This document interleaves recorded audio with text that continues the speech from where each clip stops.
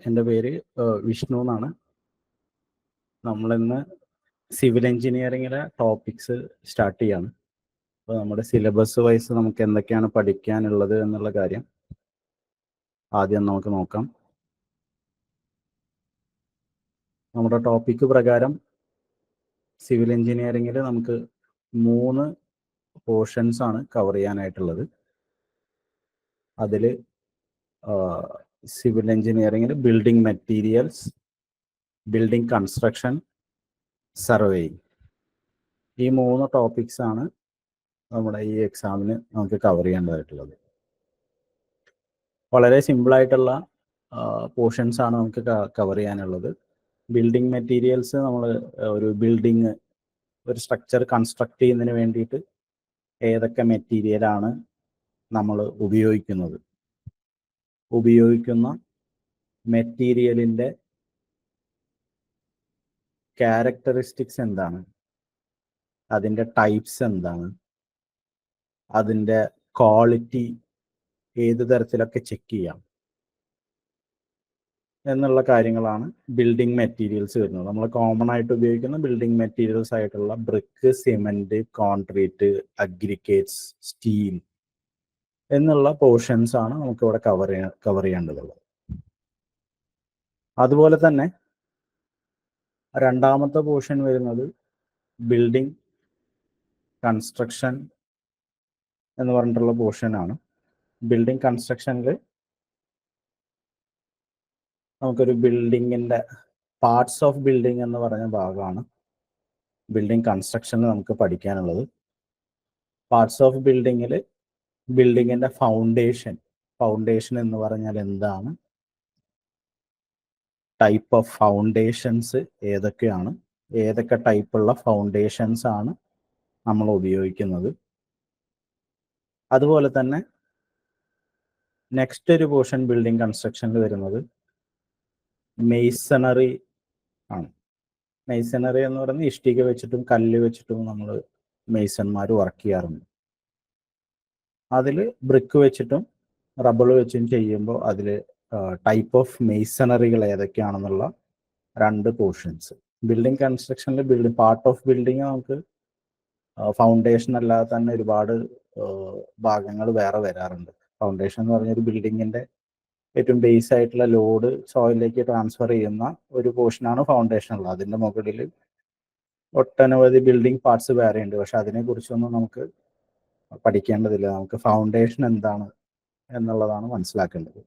പിന്നെ അതേപോലെ തന്നെ ബിൽഡിങ്ങിൽ നമ്മൾ ഉപയോഗിക്കുന്ന മെയ്സണറി, ആ 2 പോർഷൻസ് മാത്രമാണ് ബിൽഡിംഗ് കൺസ്ട്രക്ഷനിൽ വരുന്നത്. ഇനി മൂന്നാമത് വരുന്നൊരു പോർഷൻ എന്ന് പറയുന്നത് സർവേയിങ് എന്ന് പറഞ്ഞ പോർഷനാണ്. സർവേയിങ് എന്ന് പറഞ്ഞ പോർഷനിലും വളരെ കുറഞ്ഞ കാര്യങ്ങൾ മാത്രമേ നമുക്ക് പഠിക്കാനുള്ളൂ. അതിൽ ഒരു ടൈപ്പ് ഓഫ് സർവേയിങ് ആയിട്ടുള്ള ചെയിൻ സർവേ, ചെയിൻ ഉപയോഗിച്ചുകൊണ്ട് ഒരു സ്ഥലം അളക്കാറുണ്ട്. നമ്മൾ സ്ഥലം അളന്ന് ഏരിയ തിട്ടപ്പെടുത്താറുണ്ട്. അപ്പം സ്ഥലം അളക്കുന്നതിന് വേണ്ടിയിട്ട് നമ്മൾ ഉപയോഗിക്കുന്ന, വളരെ പണ്ട് ഉപയോഗിക്കുന്ന, ഇപ്പോൾ ഒക്കെ ഒരുപാട് അഡ്വാൻസ്ഡ് ആയിട്ടുണ്ട്, വളരെ പണ്ട് ഉപയോഗിക്കുന്ന ഒരു സാധനമാണ് ചെയിൻ എന്ന് പറയുന്നത്. ആ ചെയിൻ ഉപയോഗിച്ചിട്ട് എങ്ങനെ സർവേ ചെയ്യുക, അതിൻ്റെ പ്രിൻസിപ്പിൾ, അതിൽ വരുന്ന കുറച്ച് കാര്യങ്ങളാണ് സർവേയിൽ വരുന്നത്. പിന്നെയും ഒട്ടനവധി സർവേകളുണ്ട്, കോമ്പസ്, തിയോഡലൈറ്റ് എന്നൊക്കെ പറഞ്ഞിട്ട്. ആ ഭാഗങ്ങളൊന്നും ലെവൽസ് ഒക്കെ ഉണ്ട്, ആ ഭാഗങ്ങളൊന്നും വന്നിട്ടില്ല. അതിൻ്റെ സർവേയുടെ വളരെ ബേസിക് ആയിട്ടുള്ള സ്റ്റാർട്ടിങ്ങിലെ ചെയിൻ സർവേയിങ് എന്നുള്ളൊരു പോർഷനാണ് വന്നിട്ടുള്ളത്. പിന്നെ അതേപോലെ തന്നെ bench mark fundamental concept of GPS. GPS എന്ന് പറഞ്ഞ ഒരു ടോപ്പിക് ഇതിൻ്റെ ഒപ്പം ഇൻക്ലൂഡ് ചെയ്തിട്ടുണ്ട്. GPS, GIS, പിന്നെ മോഡേൺ സർവേ ഇൻസ്ട്രുമെന്റ്സിനെ കുറിച്ചുള്ള ചെറിയൊരു പോർഷൻ. ടോട്ടൽ സ്റ്റേഷൻ എന്താണ്, ഇലക്ട്രോണിക് തിയോഡലൈറ്റ് എന്താണ്, ഡിസ്റ്റോമാറ്റ് എന്താണെന്നുള്ള രീതിയിലൊക്കെയുള്ള വളരെ ചെറിയ പോർഷൻസ്. അപ്പോൾ ഇത്രയും 3 പോർഷൻസ് അടങ്ങുന്നതാണ് നമ്മുടെ സിവിലിൻ്റെ മൊത്തത്തിലുള്ള ഒരു സിലബസ് എന്ന് പറയുന്നത്. അപ്പോൾ ഈ സിലബസിലെ ബിൽഡിംഗ് മെറ്റീരിയൽസ് എന്ന് പറഞ്ഞ ആദ്യത്തെ പോർഷനാണ് ഞാനിന്ന് സ്റ്റാർട്ട് ചെയ്യുന്നത്. ബിൽഡിംഗ് പോർഷനിൽ ആദ്യത്തെ ഭാഗമായിട്ടുള്ള ബ്രിക്ക് എന്നുള്ള ടോപ്പിക്ക് വെച്ചിട്ട് നമുക്ക് സ്റ്റാർട്ട് ചെയ്യാം. അപ്പോൾ ഇത്രയും വളരെ ഈസി ആയിട്ട് നമുക്ക് പഠിക്കാൻ കൈകാര്യം ചെയ്യാൻ പറ്റാവുന്ന പോർഷൻസ് മാത്രമാണ് ഈ ഒരു നിങ്ങളുടെ എക്സാം പോയിന്റ് ഓഫ് വ്യൂവിൽ നമുക്ക് പഠിക്കാനുള്ളത്.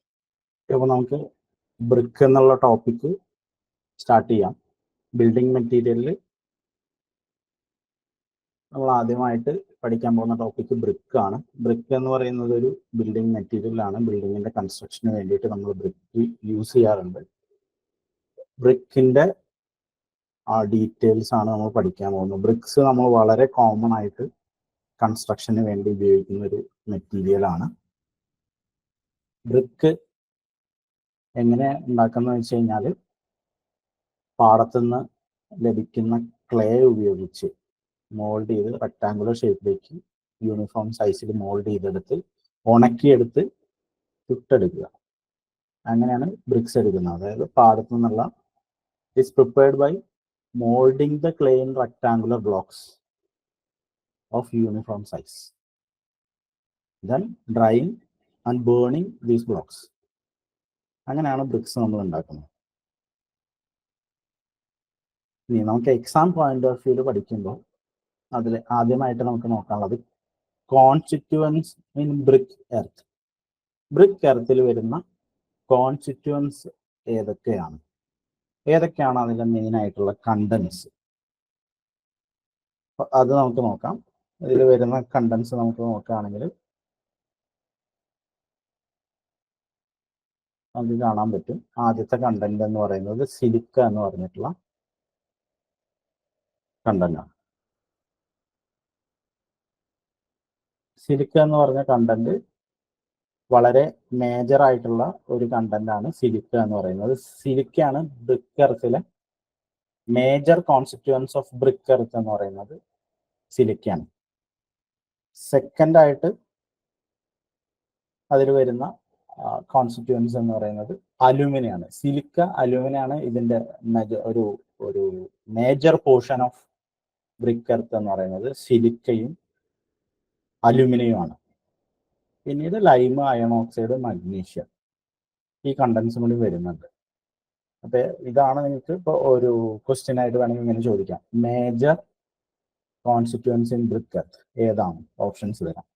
Silica, aluminium, lime, iron oxide ഒക്കെ തരാം. അപ്പൊ അതിലെ മേജർ കോൺസ്റ്റിറ്റ്യുവൻസ് എന്ന് പറയുന്നത് സിലിക്കയാണ്.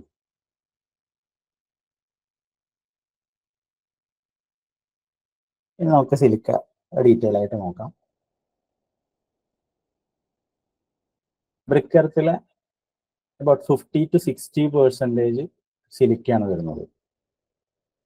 50 to 60% ഓഫ് പോർഷൻ സിലിക്കയാണ്. പിന്നെ ഈ സിലിക്ക എന്ന് പറയുന്നത് it is responsible for preventing cracking, shrinking and warping of raw bricks. അത് പെട്ടെന്ന് ക്രാക്ക് വരാണ്ടിരിക്കാനും ഷ്രിങ്ക് ചെയ്ത് പോകാണ്ടിരിക്കാനും വാർപ്പ് ചെയ്യാണ്ടിരിക്കാനും. വാർപ്പ് എന്ന് പറയുന്നത് അതിന്റെ സ്ട്രെയിറ്റ് ആയിട്ടുള്ള എഡ്ജസ് ഡിസ്റ്റോർട്ടഡ് ആയിട്ട് പോവുക, സ്ട്രെയിറ്റ് ആയിട്ട് അല്ലാതിരിക്കുക, അതിനാണ് വാർപ്പിംഗ് എന്ന് പറയുക. ക്രാക്കിംഗ്, ഷ്രിങ്കിങ്, വാർപ്പിംഗ് ഇതിനൊക്കെ പ്രിവെന്റ് ചെയ്യുന്നത് സിലിക്ക എന്നുള്ള ഒരു കണ്ടന്റാണ്. അതേപോലെ തന്നെ ബ്രിക്കിന്റെ ഡ്യൂറബിലിറ്റിയിൽ വരുന്ന ഒരു ഫാക്ടർ കൂടിയിട്ടാണ് സിലിക്ക. ഇനി ഇത് വളരെ കൂടുതലായി കഴിഞ്ഞാലും പ്രശ്നമാണ്. 50 to 60% ആണ് ഒരു ഗുഡ് ബ്രിക്ക് എർത്തിൽ വേണ്ട 50 to 60% ആണ്. അതിൽ കൂടുതലായി കഴിഞ്ഞാൽ എന്ത് സംഭവിക്കും? It destroys the cohesion between particles and brick becomes brittle. അപ്പോൾ അത് ഒരുപാട് കൂടി കഴിഞ്ഞ് കഴിഞ്ഞാൽ കളിമണ്ണ് ആണ് നമ്മൾ ഉപയോഗിക്കുന്നത്. അതിലുള്ള ഇതിൻ്റെ സിലിക്കയുടെ കണ്ടന്റ് കൂടിക്കഴിഞ്ഞാൽ അതിൻ്റെ കൊഹിഷൻ കുറയുകയും ആ ബ്രിക്ക് ബ്രിട്ടിലായി മാറുകയും ചെയ്യും. ഇത്രയാണ് സിലിക്ക എന്നുള്ള പോർഷനിൽ നമുക്ക് പഠിക്കാനുള്ളത്. അപ്പോൾ ഇതിൽ ഈ ഒരു പോയിന്റ് അബൌട്ട് 50 to 60% അതിൻ്റെ കണ്ടന്റ് സിലിക്ക ഉണ്ട് എന്നുള്ളത് മനസ്സിലാക്കി വെക്കുക. പിന്നെ അതേപോലെ സിലിക്ക എന്നുള്ളത് ഈ ബ്രിക്കിലെ ഒരു മേജർ കണ്ടന്റ് ആണെന്നുള്ളത് മനസ്സിലാക്കി വെക്കുക. ഈ രീതിയിലായിരിക്കും ക്വസ്റ്റ്യൻ ചോദിക്കുക. ഓക്കെ, ഇനി നമുക്ക് അടുത്ത കണ്ടന്റിലേക്ക് പോവാം. അലുമിന എന്നുള്ള കണ്ടന്റ് ആണ് ബ്രിക്കിൽ വരുന്ന അടുത്തൊരു കണ്ടന്റ് വരുന്നത്. ബ്രിക്കിലെ സെക്കൻഡ് മേജർ കണ്ടന്റ് ആണ് അലുമിന എന്ന് പറയുന്നത്. അബൌട്ട് 20 to 30% അലുമിനിയാണ് വരുന്നത്. ആ ബ്രിക്ക് എർത്തിൽ 20 to 30% അലുമിനിയാണ്. അപ്പൊ സെക്കൻഡ് മേജർ കണ്ടന്റ് ആണ് അലുമിന എന്ന് പറയുന്നത്. It is responsible for plasticity characteristics of earth. അതായത് മോൾഡിങ് ഓപ്പറേഷൻ ഒക്കെ അത് കറക്റ്റായി മോൾഡ് ചെയ്തെടുക്കുന്നതിന് നമുക്ക് സഹായിക്കുന്ന ഒരു കണ്ടന്റ് അലുമിന എന്നുള്ളതാണ്. അപ്പൊ ഈ ഒരു പോയിന്റിലൂന്നി ക്വസ്റ്റ്യൻസ് വരാറുണ്ട്. പ്ലാസ്റ്റിസിറ്റി കാറ്റലിക്സ് അല്ലെങ്കിൽ പ്ലാസ്റ്റിസിറ്റി ബ്രിക്ക് എർത്തിന് ഇമ്പാർട്ട് ചെയ്യുന്ന കണ്ടന്റ് ഏതാണ്? സോ അലുമിന എന്നുള്ളതാണ് ആൻസർ. അപ്പോൾ പ്ലാസ്റ്റിസിറ്റി ബ്രിക്ക് എർത്തിന് ഇമ്പാർട്ട് ചെയ്യുന്ന കണ്ടന്റ് ഏതാന്നുള്ള രീതിയിൽ ക്വസ്റ്റ്യൻസ് അത് കോമൺ ആയിട്ട് ചോദിച്ചു കാണാറുള്ള ഒരു ക്വസ്റ്റ്യൻ ആണ്. നിരവധി തവണ ആവർത്തിച്ച് ചോദിച്ചിട്ടുള്ള ഒരു ക്വസ്റ്റ്യൻ ആണ്. ബ്രിക്ക് എർത്തിന് പ്ലാസ്റ്റിസിറ്റി ഇമ്പാർട്ട് ചെയ്യുന്ന കണ്ടന്റ് ഏതാണ്? അലുമിന എന്നുള്ളതാണ് ആൻസർ. ക്വസ്റ്റ്യൻ ഒരുപാട് പ്രാവശ്യം ചോദിച്ചിട്ടുണ്ട്. അബൌട്ട് 20 to 30% ബ്രിക്ക് എർത്തിൽ വരുന്നത് അലുമിന എന്ന് പറഞ്ഞിട്ടുള്ള കണ്ടന്റ് ആണ്. അതുപോലെ തന്നെ എക്സസ് ആയി കഴിഞ്ഞാൽ ഷ്രിങ്ക് ആൻഡ് വാർപ്പ് ഡ്യൂറിങ് ഡ്രൈയിങ്, ഉണങ്ങുന്ന സമയത്ത് അത് ഷ്രിങ്ക് ചെയ്യാനും അതേപോലെ അതിൻ്റെ സ്ട്രെയിറ്റ് എഡ്ജസ് ഡിസ്റ്റോർട്ടഡ് ആവാനുള്ള സാധ്യത ഉണ്ട്. ഇതും 20 to 30% ആണ് ഒരു നല്ല ബ്രിക്ക് എർത്തിൽ ഉണ്ടാകുന്ന അതിൻ്റെ പെർസെൻറ്റേജ്. 20 to 30% ആണ് ഉണ്ടാകുന്നത്.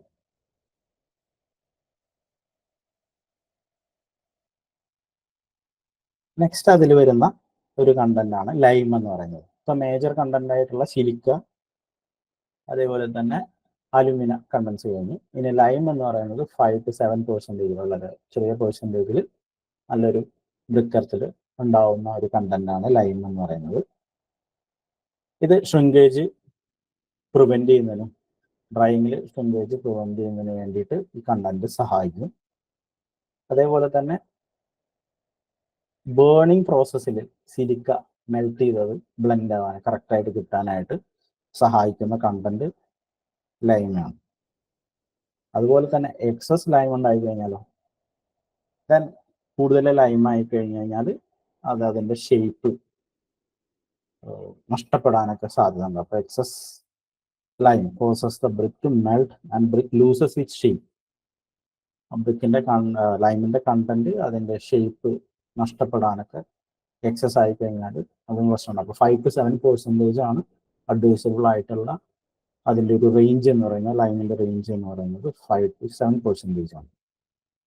അതേപോലെ ഷ്രിങ്കേജ് പ്രിവെന്റ് ചെയ്യാനൊക്കെ ഡ്രൈയിങ്ങിൽ ഇത് കണ്ടന്റ് സഹായകമാണ്. പിന്നെ വരുന്ന ഒരു കണ്ടന്റ് ആണ് അയൺ ഓക്സൈഡ് എന്ന് പറയുന്നത്. 5 to 7% ആണ് അയൺ ഓക്സൈഡ് ഉള്ളത്. അയൺ ഓക്സൈഡ് എന്ന് പറയുന്നത് ആ ബ്രിക്കിന്റെ ഒരു കളർ ഇമ്പാർട്ട് ചെയ്യുന്ന ഒരു കണ്ടന്റ് ആണ് അയൺ ഓക്സൈഡ് എന്ന് പറയുന്നത്. അപ്പൊ ഈ രീതിയിൽ ക്വസ്റ്റ്യൻസ് വരാറുണ്ട്. ബ്രിക്ക് എർത്തിന് അല്ലെങ്കിൽ ബ്രിക്കിന് റെഡ് കളർ ഇമ്പാർട്ട് ചെയ്യുന്ന കണ്ടന്റ് ഏതാണ്? Answer is iron oxide. Iron oxide ആണ് ബ്രിക്കിന് റെഡ് കളർ ഇമ്പാർട്ട് ചെയ്യുന്നത്. അതേപോലെ തന്നെ it improves impermeability and durability. Permeability എന്ന് പറയുന്നത് വാട്ടർ അതിൻ്റെ കൂടെ പെർക്കുലേറ്റ് ചെയ്ത് അതിൻ്റെ ഉള്ളിലൂടെ പോകുന്നതിനാണ് പെർമിയബിലിറ്റി എന്ന് പറയുന്നത്. ഇംപെർമിയബിലിറ്റി വെള്ളം കൂടുതൽ അതിൽ പോവാതെ സഹായിക്കുന്നത്. അതേപോലെ തന്നെ അതിൻ്റെ ഡ്യൂറബിലിറ്റി കൂട്ടുന്നത്, സ്ട്രെങ്ത് ഹാർഡ്നെസ് കൊടുക്കുന്നത്, ഇതൊക്കെ സഹായിക്കുന്നത് അയൺ ഓക്സൈഡ് എന്നുള്ള കണ്ടന്റ് ആണ്. വളരെ ഇമ്പോർട്ടൻ്റ് ആയിട്ട് ബ്രിക്കിന്റെ റെഡ് കളർ ഇമ്പാർട്ട് ചെയ്യുന്ന കണ്ടന്റ് അയൺ ഓക്സൈഡ് ആണ്. ഇനി ഇത് അധികമായാലും എന്ത് സംഭവിക്കും? അധികമായി കഴിഞ്ഞാൽ അതിൻ്റെ ഒരു ഡാർക്ക് ബ്ലൂയിലേക്കും ബ്ലാക്കിഷിലേക്കൊക്കെ അതിൻ്റെ കളർ പോകും. അതേപോലെ തന്നെ ഇതിൻ്റെ ക്വാണ്ടിറ്റി വളരെ കുറവാണെങ്കിൽ ആ ബ്രിക്ക് ഒരു യെല്ലോയിഷ് കളറിലേക്കൊക്കെ പോകാനുള്ളൊരു സാധ്യത ഉണ്ട്.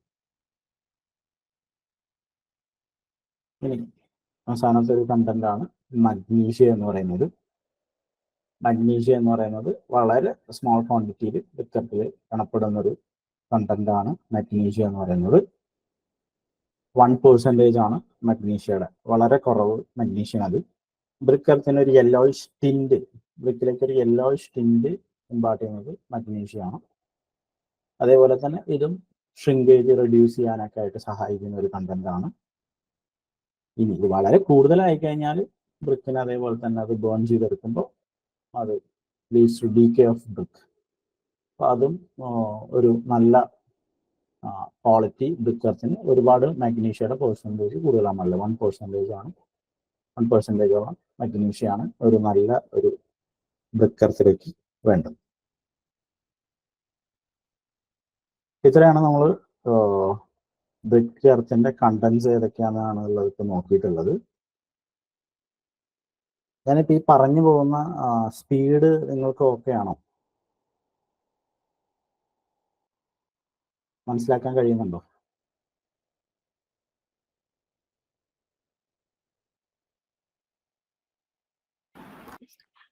സർ ഒരു ഡൗട്ട് ചോദിച്ചോട്ടെ?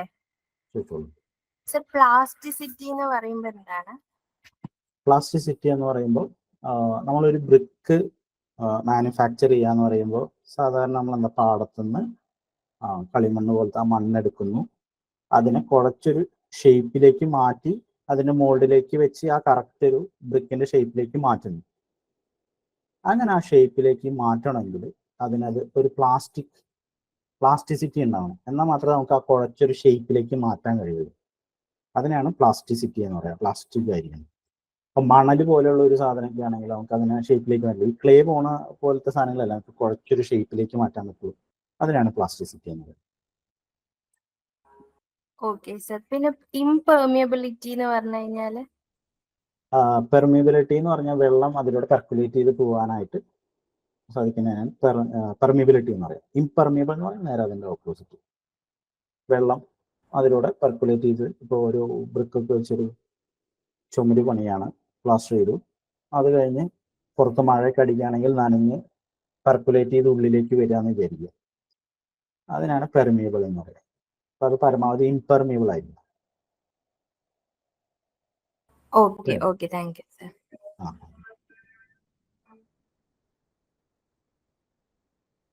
ഓക്കെ, അപ്പോൾ നമ്മൾ ഇത്രയും കണ്ടൻസ് ആണ് പഠിച്ചിട്ടുള്ളത്. ഏതൊക്കെയായിരുന്നു കണ്ടൻസ് പഠിച്ചിട്ടുണ്ടായിരുന്നത്? സിലിക്ക ആയിരുന്നു നമ്മുടെ മേജർ കണ്ടന്റ്. ഇവിടെ ചോദിക്കാൻ ചാൻസ് ഉള്ള ഒരു ക്വസ്റ്റ്യൻ എന്ന് പറയുന്നത് major content of brick earth എന്താണ്? ഓപ്ഷൻസ് തരാം. Silica is answer. പിന്നെ ബാക്കി ഷ്രിങ്കേജ്, വാർക്കിങ്, ക്രാക്കിങ് ഇതൊക്കെ പ്രിവെന്റ് ചെയ്യാൻ റെസ്പോൺസിബിൾ ആണെന്ന് പഠിച്ചു. അപ്പോൾ ഇവിടെ മേജർ ഈ പോയിന്റ് മനസ്സിലുണ്ടായിരിക്കണം. നെക്സ്റ്റ് അലുമിന എന്ന് പറഞ്ഞിട്ടുള്ള ഒരു കണ്ടന്റ് ആണ് നെക്സ്റ്റ് നമ്മൾ പഠിച്ചത്. അതെന്തായിരുന്നു? 20 to 30% വരെയാണ്. സെക്കൻഡ് മേജർ കണ്ടന്റ് ആണ്. It imparts plasticity, that is A major point. അതാണ് ഇവിടുത്തെ ഒരു മേജർ ആയിട്ടുള്ള പോയിന്റ് വരുന്നത്. അത് ആ പോയിന്റ് മനസ്സിലാക്കിയിരിക്കണം. അത് ഒരുപാട് റിപ്പീറ്റഡ് ആയി ചോദിച്ചിട്ടുള്ളതാണ്. നെക്സ്റ്റ് ലൈം ഉണ്ട്. ലൈം 5 to 7% ആണ് വേണ്ടതെന്നൊക്കെ പഠിച്ചു. അതേപോലെ തന്നെ സിലിക്കനെ ക്ലേക്ക് melt on burning and thus helps to bind it. അതിനെ ബൈൻഡ് ചെയ്യാനും ആ ബേണിംഗ് പ്രോസസ്സിൽ സഹായിക്കുന്ന ഒരു കണ്ടന്റ് ആണ് ലൈം. ഷ്രിങ്കേജ് പ്രിവെന്റ് ചെയ്യുന്നുണ്ട്. അയൺ ഓക്സൈഡ് മേജറായിട്ട് ബ്രിക്കിന് റെഡ് കളർ ഇമ്പാർട്ട് ചെയ്യുന്ന കണ്ടന്റ് അയൺ ഓക്സൈഡ് ആണ്. അതേപോലെ തന്നെ improves impermeability and durability, strength, hardness ഒക്കെ കൊടുക്കുന്നു. എക്സസീവ് ഉണ്ടാക്കി കഴിഞ്ഞാൽ കൂടുതൽ ഡാർക്ക് ബ്ലൂയിലേക്കും ബ്ലാക്കിഷ് കളറിലേക്കും ഒക്കെ പോകും. മാഗ്നീഷ്യ ഒരു യെല്ലോയിഷ് ടിൻറ്റ് കൊടുക്കുന്നതാണ്. 1%ഓളാണ്. വളരെ ചെറിയ എമൗണ്ടിൽ മാത്രമാണ് മാഗ്നീഷ്യ ഉള്ളത്. ഷ്രിങ്കേജ് ഒക്കെ റെഡ്യൂസ് ചെയ്യുന്നുണ്ട്. എക്സസ് ആയി കഴിഞ്ഞാൽ it's leads to decay of brick. Next നമുക്ക് നോക്കാം. ഒരു ഡൗട്ടും കൂടി ഉണ്ട് സർ, ഒരു ഡൗട്ടും കൂടെ. ഷ്രിങ്കേജ് റെഡ്യൂസ് ചെയ്യുന്നത് 2-3 ഇൻഗ്രീഡിയൻസിൽ കാണുന്നുണ്ട് ആ പോയിന്റ്. അപ്പോൾ ശരിക്കും ഇമ്പോർട്ടന്റ് ആയിട്ടുള്ള ഏത് ഇൻഗ്രീഡിയന്റ് ആണ് അത് റെഡ്യൂസ് ചെയ്യുന്നത് ഷ്രിങ്കേജ്? അതായത് എല്ലാ ഈ കണ്ടൻസിന്റെയും കോമൺ ആയിട്ടുള്ളൊരു റിസൾട്ടാണ് ബ്രിക്കിനെ അതിന്റെ ഇത് ഷ്രിങ്കേജ് റെഡ്യൂസ് ചെയ്യുന്നത്. ഒരു പർട്ടിക്കുലർ കണ്ടന്റ് മാത്രമാണെന്ന് നമുക്ക് പറയാൻ പറ്റില്ല. ഈ എല്ലാ കണ്ടൻസും അതിന്റെ ഷ്രിങ്കേജ് റെഡ്യൂസ് ചെയ്യാനായിട്ട് ഹെൽപ്പ് ചെയ്യുന്നുണ്ട്.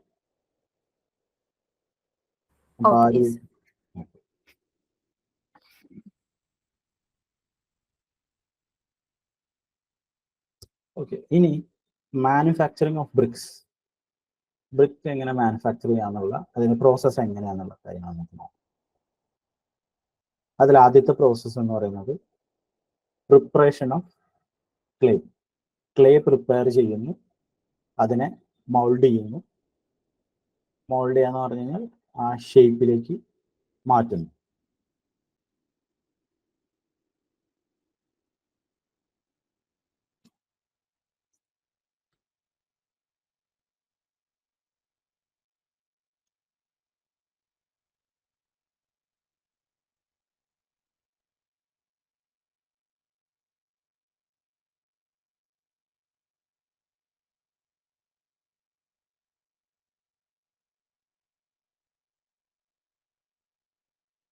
ഇങ്ങനെയുള്ള ഒരു ബ്രിക്കിന്റെ ആ ഷേപ്പിലേക്ക് അതിനെ മോൾഡ് ചെയ്തെടുക്കും. മോൾഡ് ചെയ്തെടുത്ത് അത് ഡ്രൈ ചെയ്യാനായിട്ട് വയ്ക്കും, ഉണക്കാനായിട്ട് വയ്ക്കും. ദെൻ ബേൺ ചെയ്യും. ബേൺ ചെയ്ത് നമുക്ക് കിട്ടുന്ന ഫൈനൽ പ്രൊഡക്റ്റ് ആണ് ബ്രിക്ക് എന്ന് പറയുന്നത്. അപ്പോൾ ഇത്രയും പ്രോസസ്സുകളാണ് ഇതിൽ ഇൻവോൾവ് ആയിട്ടുള്ളത്. Preparation of clay, moulding, drying, burning. ഇനി ആ പ്രോസസ്സുകൾ എന്തൊക്കെയാണെന്ന് നമുക്ക് നോക്കാം. Preparation of clay. ആ ക്ലേ എങ്ങനെ പ്രിപ്പയർ ചെയ്യുന്നു എന്നുള്ളതാണ് പ്രിപ്പറേഷൻ ഓഫ് കളർ. വളരെ ഈസിയാണ്. ഒന്നുമില്ല, അതിൻ്റെ ടോപ്പ് ലെയർ ഒരു 220 സെൻറ്റിമീറ്റർ സോയിൽ റിമൂവ് ചെയ്ത് കളയുന്നു. എന്താണെന്ന് വെച്ച് കഴിഞ്ഞാൽ ആ 20 സെൻറ്റിമീറ്ററിൽ വെജിറ്റേഷൻസ് ഉണ്ടായിരിക്കും, ഇമ്പ്യൂരിറ്റീസ് ഉണ്ടായിരിക്കും. അപ്പോൾ നമുക്ക് നല്ല ക്വാളിറ്റി ഉള്ള എർത്ത് വേണം, ബ്രിക്ക് എർത്ത് വേണം. അപ്പോൾ അതിന് വേണ്ടിയിട്ട് നമ്മൾ ആ ടോപ്പ് ലെയർ റിമൂവ് ചെയ്യുന്നു, അൺസോയിലിംഗ് ചെയ്യുന്നു. അതിനുശേഷം ആ ക്ലേ നമ്മൾ ഡഗ് ഔട്ട് ചെയ്ത് സ്പ്രെഡ് ഓൺ ദ ലെവൽഡ് ഗ്രൗണ്ടിൽ അത് സ്പ്രെഡ് ചെയ്തിടുന്നു. അതിനുശേഷം അത് ഹീപ്പ് ചെയ്തിട്ട് കൂന പോലെ 600 to 1.2 മീറ്റർ ഹൈറ്റിലേക്ക് അതിനെ ഹീപ്സ് ആയിട്ട് വെക്കുന്നു. ഇത് ജസ്റ്റ് മനസ്സിലാക്കാനാണ്. അത് എക്സാം പോയിന്റ് ഓഫ് വ്യൂവിൽ എത്ര ഹൈറ്റിലാണ് ഹീപ്പ് ചെയ്യുന്ന രീതിയിലുള്ള ക്വസ്റ്റ്യൻസ് ഒന്നും ചോദിക്കാറില്ല. അതിൻ്റെ പ്രൊസീജിയർ ഞാൻ പറയാം. 20 സെൻറ്റിമീറ്റർ അൺസോയിൽ ചെയ്യുന്നു, ക്ലേ കുഴിച്ചെടുക്കുന്നു. അതിനുശേഷം അതിൽ സ്റ്റോൺസ്, പെബിൾസ്, വെജിറ്റബിൾ മാറ്റേഴ്സ് ഉണ്ടെങ്കിൽ അത് ക്ലീൻ ചെയ്യുന്നു. ഇനി ഇത് ഒരുപാട് പെബിൾസും സ്റ്റോൺസ് ഒക്കെ ആണെങ്കിൽ അതൊക്കെ റിമൂവ് ചെയ്യുന്ന വാഷ് ചെയ്തിട്ടൊക്കെ രീതിയിലൊക്കെ ചെയ്യേണ്ടി വരും. അപ്പോൾ അത് എക്കണോമിക്കലായിരിക്കില്ല. അപ്പോൾ അത് ക്ലീൻ സ്റ്റോൺസും പെബിൾസും വെജിറ്റേഷൻസും ക്ലീൻ ചെയ്യുന്നു. ക്ലീൻ ചെയ്തതിന് ശേഷം അതിൻ്റെ പ്രോപ്പറായിട്ടുള്ള ഒരു ഡിഗ്രി ഓഫ് ഹാർഡ്നെസ്സിലേക്ക് മാറ്റാൻ വേണ്ടിയിട്ട് ടെമ്പറിങ് എന്ന പ്രോസസ്സ് ചെയ്യുന്നു. ടെമ്പറിങ് എന്ന പ്രോസസ്സ് എന്ന് പറഞ്ഞു കഴിഞ്ഞാൽ കാലികളെ കൊണ്ട് അത് ചവിട്ടുക, അല്ലെങ്കിൽ മനുഷ്യന്മാർ തന്നെ അതിനെ ചവിട്ടി ഒരു പദപ്പെടുത്തി. നമ്മൾ ചപ്പാത്തിക്ക് കുഴക്കുമ്പോൾ കുറച്ച് ആ ഒരു പരുവത്തിലാക്കാറില്ല, അതിനാണ് ടെമ്പറിങ് പ്രോസസ്സ് എന്നുള്ളത്. അതിന് നീഡഡ് എന്നാണ് അതിന് പറയുക. അതിനെ ചവിട്ടി ഒരു പരുവത്തിലാക്കുന്നു. അതിനൊരു homogeneous mass of clay of uniform character. Homogeneous mass of clay of uniform character. ചപ്പാത്തിയിൽ മാവ് കുഴയ്ക്കുമ്പോൾ അതിനൊരു ഹോമോജിനസ് മാസ് ആക്കിയിട്ട് ഉപ്പൊക്കെ എല്ലാ ഭാഗത്തേക്കും കറക്റ്റായിട്ട് വരാനായിട്ട് കുഴച്ച് നമ്മൾ ബോളാക്കി അതിനാണ് ചപ്പാത്തി ആയിട്ട് ഉണ്ടാക്കുന്നത്. സെയിം അതുപോലെ തന്നെയാണ് ഇവിടെ ആക്കുന്നത്. അതിൽ കറക്റ്റായിട്ട് അതിനെ കുഴച്ചൊരു ഹോമോജിനസ് മാസ് ആക്കി അതിനെ ബ്രിക്കായിട്ട് അതിനെ രൂപപ്പെടുത്താനുള്ള ഒരു പരുവത്തിൽ ആ ഒരു ക്ലേനെ മാറ്റിയെടുക്കുകയാണ് ടെമ്പറിങ് എന്ന പ്രോസസ്സിലൂടെ ചെയ്യുന്നത്. അപ്പം അത് മാൻ അല്ലെങ്കിൽ കാറ്റിലിനെ കൊണ്ട് അത് നീഡിങ് ചെയ്യും. അതല്ലെങ്കിൽ വലിയ തോതിലൊക്കെ ലാർജ് സ്കെയിലൊക്കെ ആണെങ്കിൽ നമ്മൾ അതിന് ഉപയോഗിക്കുന്ന ഒരു സാധനമാണ് പഗ് മില്ല് എന്ന് പറയുന്നത്. ഈ ഒരു പോയിന്റ് ഓർമ്മിച്ച് വെച്ചോളൂ. പഗ് മില്ല് എന്ന് പറഞ്ഞു കഴിഞ്ഞാൽ നീഡിങ് ചെയ്യാനായിട്ട് ബ്രിക്കെർത്ത് അതിനെ ഹോമോജിനസ് മാസിലേക്ക് മാറ്റുന്നതിനായി പരുവപ്പെടുത്തിയെടുത്ത് ലാർജ് സ്കെയിലിൽ ഉപയോഗിക്കുന്നതിന് വേണ്ടിയിട്ട് നമ്മൾ ഉപയോഗിക്കുന്ന ഒരു എക്യുപ്മെന്റ് ആണ് പഗ് മില്ല് എന്ന് പറയുന്നത്. പഗ് മില്ല് ഇതിനെ മിക്സ് ചെയ്ത് അതിൻ്റെ ആ കറക്റ്റ് ഹോമോജിനസ് മാസിലേക്ക് മാറ്റും.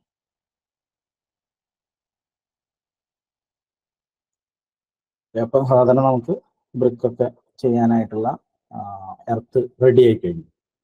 ഇപ്പോൾ പ്രിപ്പറേഷൻ ഓഫ് ബ്രിക്ക് എർത്ത് കഴിഞ്ഞു. സോ പ്രിപ്പറേഷൻ ഓഫ് ബ്രിക്ക് എർത്തിൽ നമ്മൾ ആയിട്ട് അതിൻ്റെ സോയിൽ മുകളിൽ നിന്ന് റിമൂവ് ചെയ്യുന്നു, കുഴിച്ചെടുത്ത് കുറച്ച് അത് അതിനുശേഷം അതിനെ ക്ലീൻ ചെയ്യുന്നു. ക്ലീൻ ചെയ്തതിന് ശേഷം അത് നമുക്ക് മോൾഡ് ചെയ്യാൻ വേണ്ട പരുവത്തിലേക്ക് മാറ്റാനായിട്ട് ചെറിയ പ്രോസസ്സിലാണെങ്കിൽ മനുഷ്യന്മാരുടെ കാലം കൊണ്ട് അല്ലെങ്കിൽ കാറ്റിലിനെ കൊണ്ട് അത് നീഡ് ചെയ്യിക്കുന്നു. ഇനി അതൊരു ലാർജ് സ്കെയിലാണെങ്കിൽ പഗ് മില്ല് ഉപയോഗിക്കുന്നു. അപ്പോൾ ഇവിടെ പഗ് മില്ല് ഈ ടെമ്പറിങ് പ്രോസസ്സ് ചെയ്യാനായിട്ട്, അത് പ്രിപ്പറേഷൻ ഓഫ് ക്ലേ ടിക്കർത്ത് ചെയ്യാനായിട്ട് pug mill, large scale pug mill ഉപയോഗിക്കുന്നു എന്നുള്ള പോയിന്റ് മനസ്സിലാക്കുക. അതിനുശേഷം മോൾഡിങ് ചെയ്യുന്നു. മോൾഡിങ് ചെയ്യാന്ന് പറയുന്നത്, മോൾഡിങ് ചെയ്യാന്ന് പറഞ്ഞു കഴിഞ്ഞാൽ ബ്രിക്കിനെ അതിൻ്റെ ഷേപ്പിലേക്ക് മാറ്റിയെടുക്കുന്ന ആ പ്രോസസ്സിനാണ് മോൾഡ് ചെയ്യുക എന്ന് പറയുന്നത്. മോൾഡ് ചെയ്യാന്ന് പറഞ്ഞു കഴിഞ്ഞാൽ രണ്ട് തരത്തിലുള്ള മോൾഡിങ് ഉണ്ട്. ഹാൻഡ് മോൾഡിങ് ഉണ്ട്, മെഷീൻ മോൾഡിങ് ഉണ്ട്. ഹാൻഡ് മോൾഡിങ് എന്ന് പറഞ്ഞാൽ എന്താ? കൈ വെച്ച് മോൾഡ് ചെയ്യുന്നു. മെഷീൻ എന്ന് പറഞ്ഞാൽ മോൾഡ് ചെയ്യാൻ വേണ്ടിയിട്ട് ഒരു മെഷീൻ ഉപയോഗിക്കുന്നു, അത്രേ ഉള്ളൂ. ഹാൻഡ് മോൾഡിങ് എങ്ങനെയാണെന്ന് ചെയ്യാൻ നോക്കാം. റെക്ടാങ്കുലർ ബോക്സസ് ഉണ്ടാവും, which are open at top and bottom. അതിൻ്റെ ഫിഗർ ഇവിടെയാണ്. യെസ്, ഇതുപോലെ ഒരു മോൾഡ് ഉണ്ടാവും. അതിൻ്റെ ടോപ്പും ബോട്ടവും ഓപ്പൺ ആയിരിക്കും. അതിൻ്റെ ഉള്ളിലേക്ക് ഈ കുഴച്ചെടുത്ത ചപ്പാത്തി മാവ് പോലെയുള്ള ആ ഒരു ക്ലേ എടുത്ത് ഇതിൻ്റെ ഉള്ളിൽ ഫില്ല് ചെയ്യും. ഇവിടെയൊക്കെ ഇങ്ങനെ ഫില്ല് ചെയ്ത് അടിച്ച് കറക്റ്റ് ഫില്ല് ചെയ്ത് ഇതിൻ്റെ ഫുള്ളായിട്ട് ഇത് ഫില്ല് ചെയ്ത് മുകളിലത്തെ ഭാഗം എക്സസ് ആയി വരുന്നത് വടിച്ച് മാറ്റിയ ഷേപ്പിലേക്ക് മാറ്റുന്നു. അതിനുശേഷം ഈ മോൾഡ് റിമൂവ് ചെയ്യും. അപ്പം ഇങ്ങനെയാണ് ആ ഒരു മോൾഡിങ് പ്രോസസ്സ് ചെയ്യുന്നത്. അപ്പം അതിനുപയോഗിക്കുന്ന, അതിനെ കൈകൊണ്ട് ചെയ്യുന്നതിന് നമ്മൾ ഹാൻഡ് മോൾഡിങ് എന്ന് പറയുന്നു. റെക്ടാങ്കുലർ പ്രോസസ്സ്, ടോപ്പും ബോട്ടും ഓപ്പൺ ആയിരിക്കും. ഇനി brick prepared by hand moulding are 2 types. ഏതൊക്കെയാണ് 2 type hand moulding? Ground moulded and table moulded. എന്തായിരിക്കും അതിൻ്റെ വാക്കിൽ പറയുന്നത്? ഗ്രൗണ്ട് മോൾഡഡ് എന്ന് പറഞ്ഞാൽ ഗ്രൗണ്ടിൽ വെച്ച് മോൾഡ് ചെയ്യും. ടേബിൾ മോൾഡഡ് എന്ന് പറഞ്ഞു കഴിഞ്ഞാൽ അതൊരു ടേബിളിൻ്റെ മുകളിൽ വെച്ച് മോൾഡിങ് പ്രോസസ്സ് ചെയ്യും. ഗ്രൗണ്ടിൽ വെച്ച് ചെയ്യുകയാണെങ്കിൽ ഗ്രൗണ്ട് മോൾഡഡ് എന്നും, ഒരു ടേബിളിൻ്റെ മുകളിൽ വെച്ച് ചെയ്യുകയാണെങ്കിൽ അങ്ങനെ ടേബിൾ മോൾഡഡ് എന്ന് പറയും.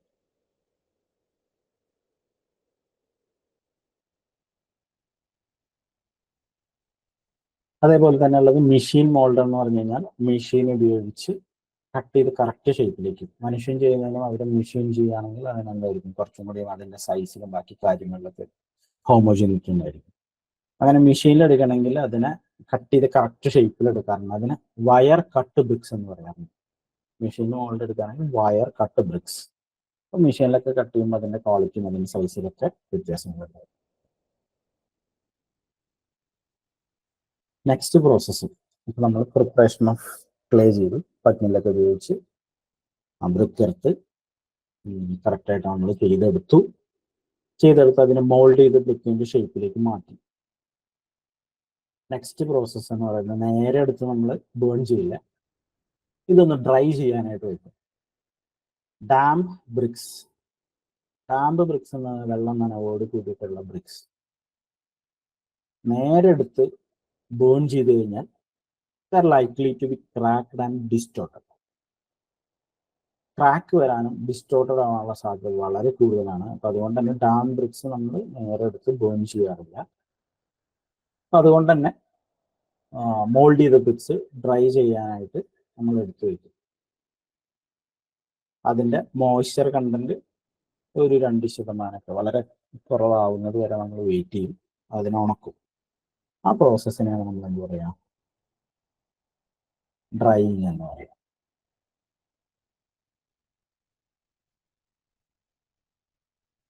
നെക്സ്റ്റ് പ്രോസസ്സ് എന്ന് പറയുന്നത് ബേണിംഗ് ഓഫ് ബ്രിക്സ് ആണ്. അപ്പോൾ ബേണിംഗ് എന്ന് പറയുന്ന പ്രോസസ്സ് ബ്രിക്കിനെ സംബന്ധിച്ച് വളരെ ഇമ്പോർട്ടൻ്റ് ആണ്. ബേണിംഗ് എന്ന പ്രോസസ്സ്, ബേൺ ചെയ്യുന്നത് തന്നെ അതൊരു വെറും ക്ലേ മാത്രമായിരുന്നു. ക്ലേ എന്ന ഷേപ്പിലേക്ക് മാറ്റി കഴിഞ്ഞാലൊന്നും അതിന് ആ ഒരു വേണ്ടത്ര സ്ട്രെങ്ത് ഉണ്ടാവില്ല. അപ്പം അതിൻ്റെ strength, durability, density, red colour, appearance, ഇതെല്ലാം ആ ബ്രിക്ക് എർത്ത് ഗെയിൻ ചെയ്യുന്നത് ഇത് ഹൈ ടെമ്പറേച്ചറിലൂടെ അതിനെ ബേൺ ചെയ്തെടുക്കുമ്പോഴാണ് ബ്രിക്ക് അതിൻ്റെ എല്ലാ കാര്യങ്ങളും അറ്റൈൻ ചെയ്യുന്നത്. അതിലെല്ലാ വെള്ളവും റിമൂവ് ചെയ്യും. ഒരു 1100 ഡിഗ്രി സെൽഷ്യസ് വരെയൊക്കെയാണ് ഇത് ചൂടാക്കുന്നത്. അത്രയും ചൂടിൽ ഇതിനൊരു രൂപമാറ്റം സംഭവിക്കുന്നു. വളരെ സ്ട്രെങ്ത് ആയിട്ടുള്ള ബ്രിക്ക് നമുക്ക് ലഭിക്കും.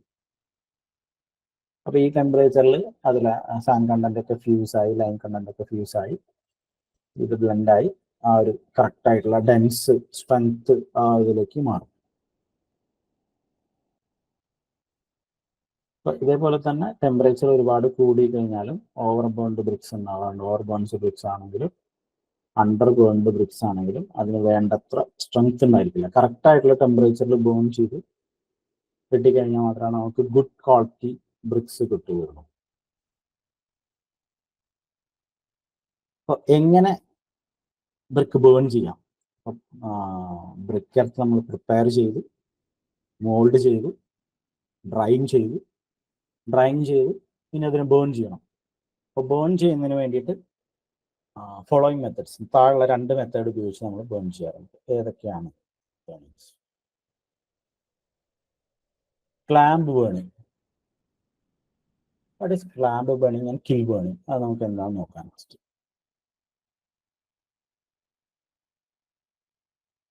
ഇതെല്ലാവരും ചിലവർ കണ്ടിട്ടുണ്ടാവും. ഇങ്ങനെയാണ് സാധാരണ നാട്ടിൽ ബ്രിക്ക് ചുട്ടെടുക്കുന്ന ഒരു മെത്തേഡാണ് ഇപ്പോൾ നമ്മൾ ഫോട്ടോയിൽ കാണാറുള്ളത്. പണ്ടൊക്കെ ഒരുപാട് ഉണ്ടായിരുന്നു, ഇപ്പോൾ അതൊന്നുമില്ല. പണ്ട് ഇതേപോലെ തന്നെ പുഴയുടെ അടുത്തോ എവിടെ പാടം ഭാഗങ്ങളിൽ മണ്ണ് ഇതേപോലെ തന്നെ റിമൂവ് ചെയ്ത് കട്ട് ചെയ്ത് അതിൻ്റെ ഷേപ്പിലേക്ക് മാറ്റി ഡ്രൈ ചെയ്ത് ഇങ്ങനത്തെ ഒരു ഷേപ്പിലേക്ക് അത് വെച്ച് അതിനെ കവർ ചെയ്യും. മണ്ണൊക്കെ വെച്ച് തേച്ച് അതിനെ കവർ ചെയ്ത് അതിലിങ്ങനെ ചെറിയ ചെറിയ അടുപ്പുകൾ ഉണ്ടായിരിക്കും. ഇങ്ങനെ ചെറിയ ചെറിയ അടുപ്പുകൾ ഉണ്ടാക്കി ഇതിൻ്റെ പുറത്ത് ചളിയൊക്കെ വെച്ച് തേക്കും, ചാണകം വെയിലൊക്കെ വെച്ച് തേച്ച് കവർ ചെയ്ത് ഇതിൽ ഹീറ്റ് നഷ്ടപ്പെടാണ്ടിരിക്കാൻ വേണ്ടിയിട്ട് അതിന് ഫുള്ള് കവർ ചെയ്ത് ഈ കാണുന്ന വിറകുകൾ അതിൻ്റെ ഉള്ളിൽ വെച്ച് കത്തിക്കും. അങ്ങനെ കത്തിച്ച് അതിൻ്റെ ടെമ്പറേച്ചർ അത് അറ്റൻഡ് ചെയ്ത് ഫുള്ള് കത്തിച്ച് എല്ലാ ഭാഗത്തും ടെമ്പറേച്ചറൊക്കെ എത്തുന്ന സാഹചര്യത്തിൽ അതോടെ അങ്ങനെ വയ്ക്കും. ഇങ്ങനെ ബേൺ ചെയ്തെടുക്കുന്ന പ്രോസസ്സിനെയാണ് ക്ലാമ്പ് ബേണിംഗ് എന്ന് പറയാം. അതായത് നമ്മൾ സാധാരണ നാട്ടുമ്പുറങ്ങളിലൊക്കെ ചെയ്യുക ബ്രിക്ക് ചുട്ടടിക്കുന്നത് ഈ രീതിയിലാണ്. ഇതിനെ ക്ലാമ്പ് ബേണിംഗ് എന്ന് പറയും. ക്ലാമ്പ് എന്നാണ് ഇതൊരു ടെമ്പററി സ്ട്രക്ചറാണ്. ഹൈറ്റ് 4 to 6 മീറ്റർ ഉള്ള ഒരു ടെമ്പററി സ്ട്രക്ചറാണ് ഇത് വരുന്നത്. അതായത് പെർമനന്റ് ആയിട്ട് അവിടെ ഉണ്ടാവില്ല. ഇത് ആ ഷേപ്പിലേക്ക് കൊണ്ടുവരുന്നു, കത്തിക്കുന്നു, ചൂടാക്കുന്നു, കത്തിച്ച് അതിന് ടെമ്പറേച്ചറിൽ എത്തുന്നു, ബ്രിക്ക് അതിന്റെ സ്ട്രെങ്ത് അറ്റൻഡ് ചെയ്യുന്നു, അത് കൂളാവാൻ വേണ്ടി അനുവദിക്കുന്നു, പൊളിച്ചെടുക്കുന്നു, വിൽക്കുന്നു, കഴിഞ്ഞു. പിന്നെ അടുത്തത് വേണമെങ്കിൽ ഇതേപോലെ തന്നെ ഒരു ക്ലാമ്പ് ഉണ്ടാക്കണം. ഇതേപോലെ വിറകൊക്കെ വെച്ച് അത് കത്തിക്കുന്നു, അത് അതിന്റെ സ്ട്രെങ്ത് അറ്റൻഡ് ചെയ്യുന്നു, കൂളാവുന്നു, പൊളിച്ചെടുക്കുന്നു, വിൽക്കുന്നു. അതൊരു സീസണിൽ മാത്രം, മഴയൊക്കെ ഇല്ലാത്ത നല്ലൊരു ഒരു സീസണിൽ മാത്രമാണ് ഇതുണ്ടായിരിക്കുക. അപ്പൊ ബ്രിക്കിനൊക്കെ ഒരു സീസൺ ഉണ്ട്. ആ സീസണിലൊക്കെ ആകുമ്പോൾ ബ്രിക്ക് നമുക്ക് കിട്ടും. മൺസൂൺ സീസണിലൊന്നും നമുക്ക് ഇത് കിട്ടില്ല.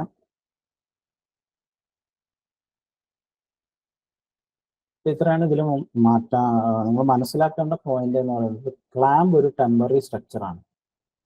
അത് നമുക്കൊരു പർട്ടിക്കുലർ സീസണിൽ മാത്രം ലഭിക്കും. അങ്ങനെ ക്ലാമ്പ് എന്ന് പറയുന്ന ഈ സ്ട്രക്ചർ ഒരു ബേണിങ്ങിന്റെ ഒരു പ്രോസസ്സാണ്. ഇനി ക്ലാമ്പ് ബേണിങ്ങിൽ എന്തൊക്കെ ഡിസ്അഡ്വാൻറ്റേജസ് ഉണ്ടായിരിക്കാം? നിങ്ങൾ ആ ഫോട്ടോ കാണുമ്പോൾ തന്നെ അറിയാം. ഈ കാണുന്ന താഴെയുള്ള അടുപ്പുകളുണ്ട്. ഇവിടെ വെച്ച് ഈ ബ്രിക്ക് കത്തിച്ചെടുക്കുന്നു. അപ്പോൾ അടുപ്പിൽ ആ വിറകൊക്കെ വെച്ച് കത്തിക്കുന്ന ഭാഗത്തുള്ള ബ്രിക്സിന് കൂടുതൽ ടെമ്പറേച്ചർ അവിടെ ഉണ്ടാവും. അത് കൂടുതൽ കരി പിടിക്കും, അല്ലെങ്കിൽ കൂടുതലായിട്ട് ബേൺ ആവും. അവിടെ ഓവർ ബേൺഡ് ബ്രിക്സ് ആയിരിക്കും ഉണ്ടാവുക. ഇതിന്റെ എല്ലാ ഭാഗത്തുള്ളതിന്റെ ടെമ്പറേച്ചർ യൂണിഫോം ആയിരിക്കില്ല. അപ്പൊ അത് ഇതിന്റെ ഒരു ഡിസ്അഡ്വാൻറ്റേജ് ആണ്.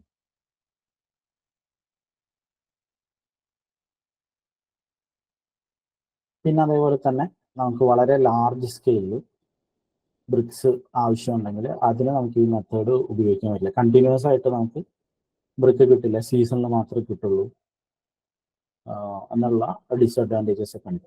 അപ്പോൾ ഓവർ ബേൺഡ് ബ്രിക്സും അണ്ടർ ബേൺഡ്, അതേപോലെ തന്നെ കൂടുതൽ ടെമ്പറേച്ചർ വരുന്ന ഭാഗത്ത് ഓവർ ബേൺഡും കുറവ് ടെമ്പറേച്ചർ വരുന്ന ഭാഗത്ത് അണ്ടർ ബേൺഡ് ബ്രിക്സ് ഉണ്ടാവാനുള്ള സാധ്യത ഉണ്ട്. അതേപോലെ ലാർജ് സ്കെയിലിൽ നമുക്ക് ബ്രിക്ക് കിട്ടില്ല. അതേപോലെ തന്നെ സീസണുകളിൽ മാത്രമേ നമുക്ക് കിട്ടുള്ളൂ. മൺസൂൺ സീസണിലാണ് ബ്രിക്ക് കിട്ടില്ല. ഇതൊക്കെയാണ് ക്ലാമ്പ് ബേണിങ്ങിന്റെ ഡിസ്അഡ്വാൻറ്റേജസ് ആയിട്ട് വരുന്നത്. ഇനി കിൽ ബേണിംഗ് എന്ന് പറഞ്ഞു കഴിഞ്ഞാൽ ഒരു ഫർണസ്, ഇതൊരു ഫർണസ് ആണ്. വ്യാവസായികമായിട്ടുള്ള അടിസ്ഥാനത്തിൽ ബ്രിക്ക് ചൂടാക്കി ബേൺ ചെയ്ത് എടുക്കുന്ന ഒരു പ്രോസസ്സ്. ഇതൊരു മറ്റേത് ടെമ്പററി സ്ട്രക്ചർ ആയിരുന്നെങ്കിൽ ഇതൊരു പെർമനന്റ് സ്ട്രക്ചറാണ്. ക്ലാമ്പ് ഒരു ടെമ്പററി സ്ട്രക്ചർ ആയിരുന്നെങ്കിൽ ഇതൊരു പെർമനന്റ് സ്ട്രക്ചറാണ്.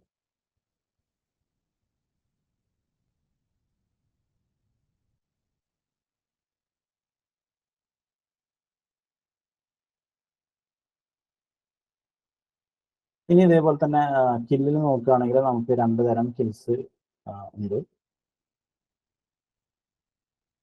ഇന്റർമീഡിയറ്റ് കിൽസ് ഉണ്ട്, അതേപോലെ തന്നെ കണ്ടിന്യൂസ് കിൽസ് ഉണ്ട്. ഇതിപ്പോ ഒരു ഇത്ര ഡീറ്റെയിൽ ആയിട്ട് നിങ്ങൾക്കൊന്നും പഠിക്കേണ്ടത് ഹോഫ്മാൻ എന്ന് പറഞ്ഞിട്ടുള്ള ഒരു ഫർണസ് ആണ്. അത്ര ഡീറ്റെയിൽ ആയിട്ട് നിങ്ങൾക്ക് പഠിക്കേണ്ടതില്ല. അല്ലെങ്കിൽ ജസ്റ്റ് ഇങ്ങനെ പറയാം, ഇതിന്റെ നടുവിൽ ഒരു ചിമ്മണി ഉണ്ടായിരിക്കും. പിന്നെ അതേപോലെ തന്നെ ഇതിന് കുറെ ചേമ്പേഴ്സ് ഉണ്ടായിരിക്കും. ഈ ചേമ്പറിന് ഇവിടെ ഡോർ ഉണ്ടായിരിക്കും, ഇതിലേക്ക് വെക്കുന്നു. ഇവിടെ അതേപോലെ തന്നെ സ്ഥിരമായിട്ട് ഇങ്ങനെ കത്തിക്കൊണ്ടിരിക്കും. അപ്പോൾ ഒരു ഭാഗത്ത് ഇതേപോലെ തന്നെ മോൾഡ് ചെയ്തിട്ടുള്ള ബ്രിക്സ് കൊണ്ടുവയ്ക്കുന്നു. അപ്പോൾ ഇവിടെ നിന്നുള്ള ചൂട് എയറൊക്കെ വെച്ച് അതിന്റെ ഡ്രൈയിങ് അവിടെ നടക്കും. ഡ്രൈയിങ് നടത്തിയതിന് ശേഷം അടുത്തേക്ക് എത്തുന്നുണ്ടെന്നോ പിന്നെ അതിലേക്ക് വളരെ ടെമ്പറേച്ചറുള്ള എയർ അവിടെ കൊടുക്കും. അതിനുശേഷം ഇതിനെ ബേൺ ചെയ്തെടുക്കും. ബേൺ ചെയ്തെടുക്കുക ഇങ്ങനെ കുറേ ചേമ്പേഴ്സ് ഉണ്ട്. ഇതിൽ 12 ചേമ്പർ ഉണ്ട്. 12 ചേമ്പറിൽ ഡ്രൈ ആയിട്ടുള്ള ബ്രിക്സ് വെക്കുന്നു. അതിനുശേഷം ബേൺ ചെയ്യുന്നു. ബേൺ ചെയ്തിട്ട് പുറത്തേക്ക് എടുക്കുന്നു. ഒരു സൈഡിൽ ഈ പ്രോസസ്സ് ഇങ്ങനെ ഡ്രൈയിങ് പ്രോസസ്സ് നടക്കുന്നു. ഡ്രൈയിങ് പ്രോസസ്സിൽ നിന്ന് നെക്സ്റ്റ് ബേണിംഗ് പ്രോസസ്സിലേക്ക് നടക്കുന്നു. ബേണിംഗ് പ്രോസസ്സിൽ നിന്ന് നെക്സ്റ്റ് കൂളിംഗ് പ്രോസസ്സിലേക്ക് കടക്കുന്നു. കൂളിംഗ് പ്രോസസ്സ് കഴിയുമ്പോൾ റിമൂവ് ചെയ്യുന്നു, ബ്രിക്ക് പുറത്തേക്ക് എടുക്കുന്നു. ഈ പ്രോസസ്സുകൾ ഒന്ന് കഴിഞ്ഞ് രണ്ടാമത്തെ മൂന്നാമത്തേക്കൊക്കെ പോകുമ്പോൾ അടുത്ത സെറ്റ് ഓഫ് ബ്രിക്സ് അതിൽ കയറ്റിയിട്ടുണ്ടാവും. അങ്ങനെ ഇതൊരു കണ്ടിന്യൂസ് പ്രോസസ് ആയിട്ട് ഇങ്ങനെ നടക്കും. അപ്പൊ നമുക്ക് ലാർജ് സ്കെയിലിൽ കണ്ടിന്യൂസ് ആയിട്ട് ബ്രിക്സ് കിട്ടിക്കൊണ്ടിരിക്കും. അതാണ് കിൽ ബേണിങ്ങിൽ കണ്ടിന്യൂസ് കിൽ ഉണ്ട്. ആ കണ്ടിന്യൂസ് കില്ലിന്റെ ഫിഗർ ആണ് നമ്മളിവിടെ കണ്ടിട്ടുള്ളത്. കണ്ടിന്യൂസ് ആയിട്ട് നമുക്ക് ബ്രിക്സ് അവൈലബിൾ ആയിട്ട് കിട്ടിക്കൊണ്ടിരിക്കും. ഒരു പ്രോസസ്സ് കഴിയുമ്പോൾ അടുത്ത പ്രോസസ്സ് അങ്ങനെ നടന്ന് നമുക്ക് കണ്ടിന്യൂസ് ആയിട്ട് ബ്രിക്സ് കിട്ടും. അപ്പൊ അതിനാണ് കണ്ടിന്യൂസ് കിൽ എന്ന് പറയുന്നത്. അതേപോലെ തന്നെ ഇന്റർമീഡിയറ്റ് കിൽസ് എന്ന് പറഞ്ഞു കഴിഞ്ഞാൽ ഇപ്പൊ കണ്ട റൗണ്ടിലാണെങ്കിൽ ഇതേപോലെ തന്നെ റെക്ടാങ്കിൾ ബേസ് ഉണ്ടാവും. ഇവിടെ അതേപോലെ ഡോർ ഉണ്ടാവും. നടുവിൽ ഇവിടെ വാൾസ് ഉണ്ടായിരിക്കും. ഇവിടെ അതേപോലെ ഗ്യാപ്പ് ഉണ്ടായിരിക്കും. ഇവിടെ വെച്ച് ഇതിലും ഇത് റെക്ടാങ്കിൾ ആണ്. ഇതിൽ ഇതേപോലെ തന്നെ ഉള്ളിലേക്ക് ബ്രിക്ക് കയറ്റി വെക്കുന്നു. ഉള്ളിലേക്ക് ബ്രിക്ക് കയറ്റി വെക്കുന്നു. കയറ്റി വെച്ചതിന് ശേഷം ഇതേപോലെ തന്നെ ബേണിംഗ് പ്രോസസ്സ് നടക്കുന്നു. ബേണിംഗ് പ്രോസസ്സ് കംപ്ലീറ്റ് ആയതിനു ശേഷം ഇത് വീണ്ടും പുറത്തേക്ക് എടുക്കുന്നു. വെക്കുന്നു. അപ്പൊ ഇതെന്താ, ഒരു സാധനം വെക്കുന്നു, ബേൺ ചെയ്യുന്നു, കംപ്ലീറ്റ് ചെയ്തതിന് ശേഷം കൂളായതിനു ശേഷം അത് പുറത്തേക്ക് എടുക്കുന്നു, നെക്സ്റ്റ് വെക്കുന്നു. അപ്പൊ ഇന്റർമീഡിയറ്റ് ആണ്, കണ്ടിന്യൂസ് അല്ല. അവിടെ നമ്മൾ ബ്രിക്ക് വെക്കുന്ന ആ പ്രോസസ് നടക്കുന്നു, കൂളാവുന്നു, പുറത്തേക്ക് എടുക്കുന്നു. അതിനുശേഷം നെക്സ്റ്റ് സ്ലോട്ടിൽ വീണ്ടും വെക്കുന്നു. So this is called intermediate kilns. അപ്പൊ 2 തരത്തിലുള്ള കില്ലുണ്ട്. ലാർജ് സ്കെയിലിൽ നമ്മൾ ഉപയോഗിക്കുന്നതാണ് കില്ല് എന്ന് പറയുന്നത്. കില്ല് എന്ന് പറയുന്നത് ഒരു പെർമനന്റ് സ്ട്രക്ചറാണ്. അതിൽ ഇന്റർമീഡിയറ്റ് കിൽസ് ഉണ്ട്, കണ്ടിന്യൂസ് കിൽസ് ഉണ്ട്. ക്ലാമ്പ് എന്ന് പറയുന്നത് എന്തായിരുന്നു, അതൊരു ടെമ്പററി സ്ട്രക്ചർ ആയിരുന്നു. ഒരു സ്ട്രക്ചർ നമ്മൾ ബ്രിക്ക് തന്നെ വെച്ചുണ്ടാക്കുന്നു, വിറക് വെക്കുന്നു, കത്തിക്കുന്നു, അതിനുശേഷം കൂളാവുന്നു, പൊളിച്ചെടുക്കുന്നു. സീസണിൽ മാത്രമാണ് നമുക്കത് അവൈലബിൾ ആയിട്ടുണ്ടാവുക. ഇതാണ് ഇതിന്റെ ബേണിംഗ് പ്രോസസ്സ് എന്ന് പറയുന്നത്.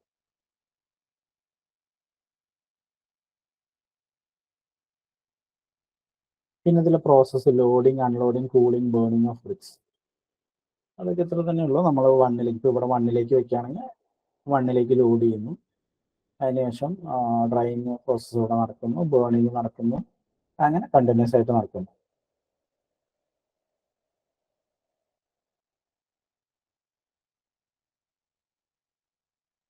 ഓക്കെ, അപ്പൊ ഇതാണ് നമ്മുടെ പ്രോസസ്. അപ്പൊ ബ്രിക്കിന്റെ മേക്കിങ്ങിൽ ഏതൊക്കെ പ്രോസസ്സ് നമ്മൾ പഠിച്ചത്?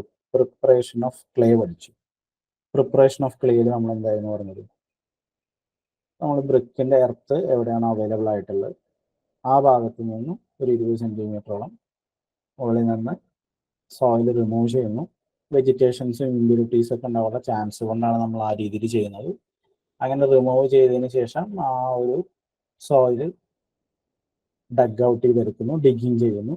ഡിഗ് ചെയ്തത് പരത്തിയിട്ട് പിന്നെ കൂനാക്കിയിട്ട് ഹീപ്പ് ചെയ്തിട്ട് ദെൻ അത് ക്ലീൻ ചെയ്യും. അതിൽ സ്റ്റോൺസ് പെബിൾസ് ഒക്കെ പരത്തിയിട്ട് അതിൽ സ്റ്റോൺസും പെബിൾസ് ഒക്കെ ഉണ്ടെങ്കിൽ അത് ക്ലീൻ ചെയ്യുന്നു. ദെൻ ടെമ്പറിങ് ചെയ്യുന്നു. നമുക്ക് ആവശ്യമുള്ള രീതിയിൽ അതിനെ പരുവപ്പെടുത്തിയെടുക്കുന്നു. അതിനെ നീഡിങ് എന്നാണ് പറയുക. അത് മാനുവലായിട്ട് കാറ്റിൽ അല്ലെങ്കിൽ മനുഷ്യനെ ഉപയോഗിച്ച് ചെയ്യുന്നു. അത് ഒരു മെഷീൻ വെച്ച് ചെയ്യുകയാണെങ്കിൽ പഗ് മിൽ എന്ന് പറയുന്ന ഒരു ഇൻസ്ട്രുമെന്റ് വെച്ച് നമ്മളത് ചെയ്യാറുണ്ട്. നെക്സ്റ്റ് മോൾഡ് ചെയ്യുന്നു. ഹാൻഡ് മോൾഡിംഗ് ഉണ്ട്, മെഷീൻ മോൾഡിംഗ് ഉണ്ട്. ഹാൻഡ് മോൾഡിംഗ് 2 തരത്തിലുണ്ട്. തറയിൽ വെച്ച് ചെയ്യുകയാണെങ്കിൽ, ഗ്രൗണ്ടിൽ വെച്ച് ചെയ്യുകയാണെങ്കിൽ ഗ്രൗണ്ട് മോൾഡിംഗ് എന്നും, അതിൽ ടേബിളിന്റെ മുകളിൽ വെച്ച് ചെയ്യുകയാണെങ്കിൽ ടേബിൾ മോൾഡിംഗ് എന്നും പറയും. അതേപോലെ മെഷീൻ വെച്ച് ഉപയോഗിച്ച് ചെയ്യുകയാണെങ്കിൽ മെഷീൻ മോൾഡിംഗ് എന്നും, വളരെ കട്ടിയിൽ കറക്റ്റ് എടുക്കുകയാണെങ്കിൽ വയർ കട്ട് ബ്രിക്സ് എന്നാണ് അതിനെ പറയാറുള്ളത്, മെഷീൻ മോൾഡിംഗ് ചെയ്യാറുള്ളത്. ഇത് നമ്മൾ കണ്ട ബ്രിക്കിന്റെ മോൾഡിന്റെ ഒരു ഫിഗർ ആയിരുന്നു. അതിനുശേഷം ഡ്രൈയിങ് എന്ന പ്രോസസ്സ് നേരെ മോൾഡ് ചെയ്തതിനു ശേഷം നേരെ എടുത്ത് ബേൺ ചെയ്യാറില്ല, അത് ഡ്രൈ ചെയ്യാനായിട്ട് നമ്മൾ വെക്കാറുണ്ട്. അതിന് മോയ്സ്ചർ കണ്ടന്റ് കുറഞ്ഞ് ഒരു 2% ആവുന്നേരം നമ്മൾ ഡ്രൈ ചെയ്ത് വെച്ചതിന് ശേഷമാണ് ബേണിങ്ങിലേക്ക് പോകാറുള്ളത്. ബേണിംഗ് ഒരു 1100 ഡിഗ്രി സെൽഷ്യസ് വരെ ആ ടെമ്പറേച്ചറാണ് ബേൺ ചെയ്യാറാവുന്നത്. അതിൽ അതിന്റെ സ്ട്രെങ്ത്തും ഡ്യൂറബിലിറ്റിയും അനുസരിച്ചിട്ട് അത് അറ്റൈൻ ചെയ്യുന്നു. പിന്നെ അത് ബേൺ ചെയ്യുന്ന 2 തരത്തിൽ ക്ലാമ്പ് ബേണിംഗ് ഉണ്ട്, കിൽ ബേണിംഗ് ഉണ്ട്. ക്ലാമ്പ് എന്ന് പറയുന്നത് ഒരു ടെമ്പററി സ്ട്രക്ചർ ആയിരുന്നു, കിൽ എന്ന് പറയുന്നത് ഒരു പെർമനന്റ് സ്ട്രക്ചറാണ്.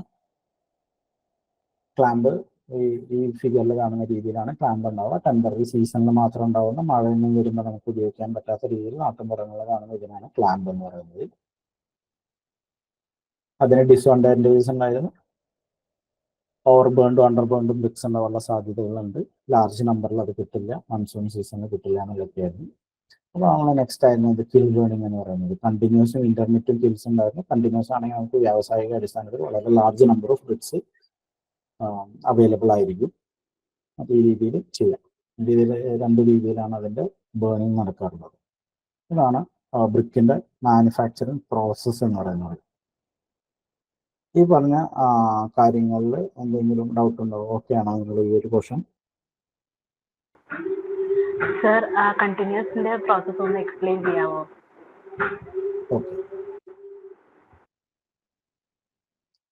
ഓക്കെ. കണ്ടിന്യൂസ് കിൽ എന്ന് പറഞ്ഞു കഴിഞ്ഞാൽ, കിൽ എന്ന് പറഞ്ഞാൽ എന്തായിരുന്നു? അതൊരു പെർമനന്റ് സ്ട്രക്ചർ ആയിരുന്നു. അപ്പോൾ പെർമനന്റ് സ്ട്രക്ചറിൽ കണ്ടിന്യൂസ് കില്ലിന്റെ ഫിഗർ ആണ് ഈ കൊടുത്തിരിക്കുന്നത്. ഇത്ര ഡീറ്റെയിൽ ആയിട്ട് നിങ്ങൾക്ക് പഠിക്കാനില്ല, എന്നാലും ഞാൻ പറയാം. ഹോഫ്മാൻ ചൂള കില്ലാണ് ഈ കാണുന്നത്. ഹോഫ്മാൻ ആണ് ഈ കാണുന്നുള്ള ഈ ഫിഗറിന്റെ ചൂളയുടെ പേര് പറയുന്നത്, ഫർണസിന്റെ പേര് പറയുന്നത്. ഇതില് സെന്ററിൽ ഒരു ചിമ്മിണി ഉണ്ടായിരിക്കും. ചിമ്മിണി അവിടെ ചിമ്മിണിയിലൂടെയാണ് നമുക്ക് കുക്കറിലാണ് ചിമ്മിണി, അതിലൂടെ പോകും. അതിലൂടെ അതിന്റെ ഫ്യൂവലൊക്കെ കത്തിക്കൊണ്ടിരിക്കുന്നുണ്ടാവും. ഇതിന് ഒരുപാട് ചേമ്പേഴ്സ് ഉണ്ട്.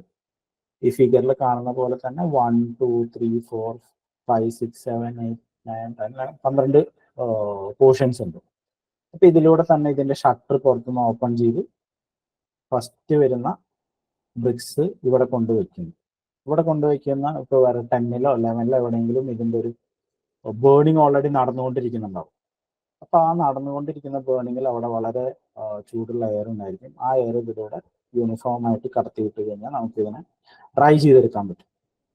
അപ്പൊ ഇതിനെ ലോഡ് ചെയ്യുന്നു. ലോഡ് ചെയ്തിട്ട് നമുക്ക് ഡ്രൈ ചെയ്യാം. ഡ്രൈ ചെയ്തതിന് ശേഷം ഡ്രൈ ചെയ്ത് കഴിഞ്ഞാൽ നെക്സ്റ്റ് എന്ത് ചെയ്യും? നെക്സ്റ്റ് കമ്പാർട്ട്മെന്റിലേക്ക് മാറ്റി അതിനെ ബേൺ ചെയ്യുന്നു. ബേൺ ചെയ്തതിന് ശേഷം അതിനവിടെ കൂളാവാനായിട്ട് അനുവദിക്കുന്നു. കൂളായതിനു ശേഷം ബ്രിക്സ് പുറത്തേക്ക് മാറ്റുന്നു. ഈ പ്രോസസ് നടക്കുമ്പോൾ ഇതിൽ ഒരുപാട് ചേമ്പേഴ്സ് ഉള്ളത് കൊണ്ട് തന്നെ ആദ്യത്തെ ഒരു ചേമ്പറിൽ ബേണിങ് നടക്കുമ്പോൾ അടുത്ത അതേ സമയത്ത് തന്നെ വേറൊരു ചേമ്പറിൽ ഇതിന് അടുത്ത ബ്രിക്സ് ലോഡ് ചെയ്യാനായിട്ടുള്ള ഒരു സാഹചര്യമുണ്ട്. 1-ലും 2-ലും നടക്കുമ്പോൾ 12-ലോ 11-ലോ തന്നെ അടുത്ത് ലോഡ് ചെയ്യാനായിട്ട് കിട്ടും.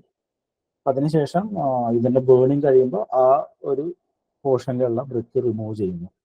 കൂളായതിനു ശേഷം അത് മാറ്റുന്നു, വീണ്ടും അടുത്തത് കയറ്റുന്നു. ആ സമയത്ത് അവിടെ വേറൊരു ബ്രിക്കിന്റെ ഒരു ചേമ്പറിൽ ബേണിങ് നടന്നുകൊണ്ടിരിക്കും.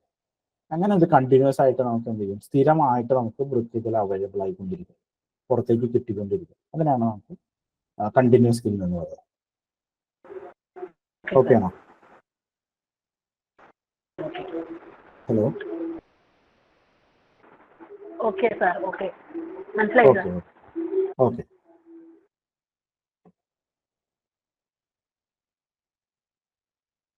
ഇനി അടുത്തൊരു പോർഷനിലേക്ക് പോവാം.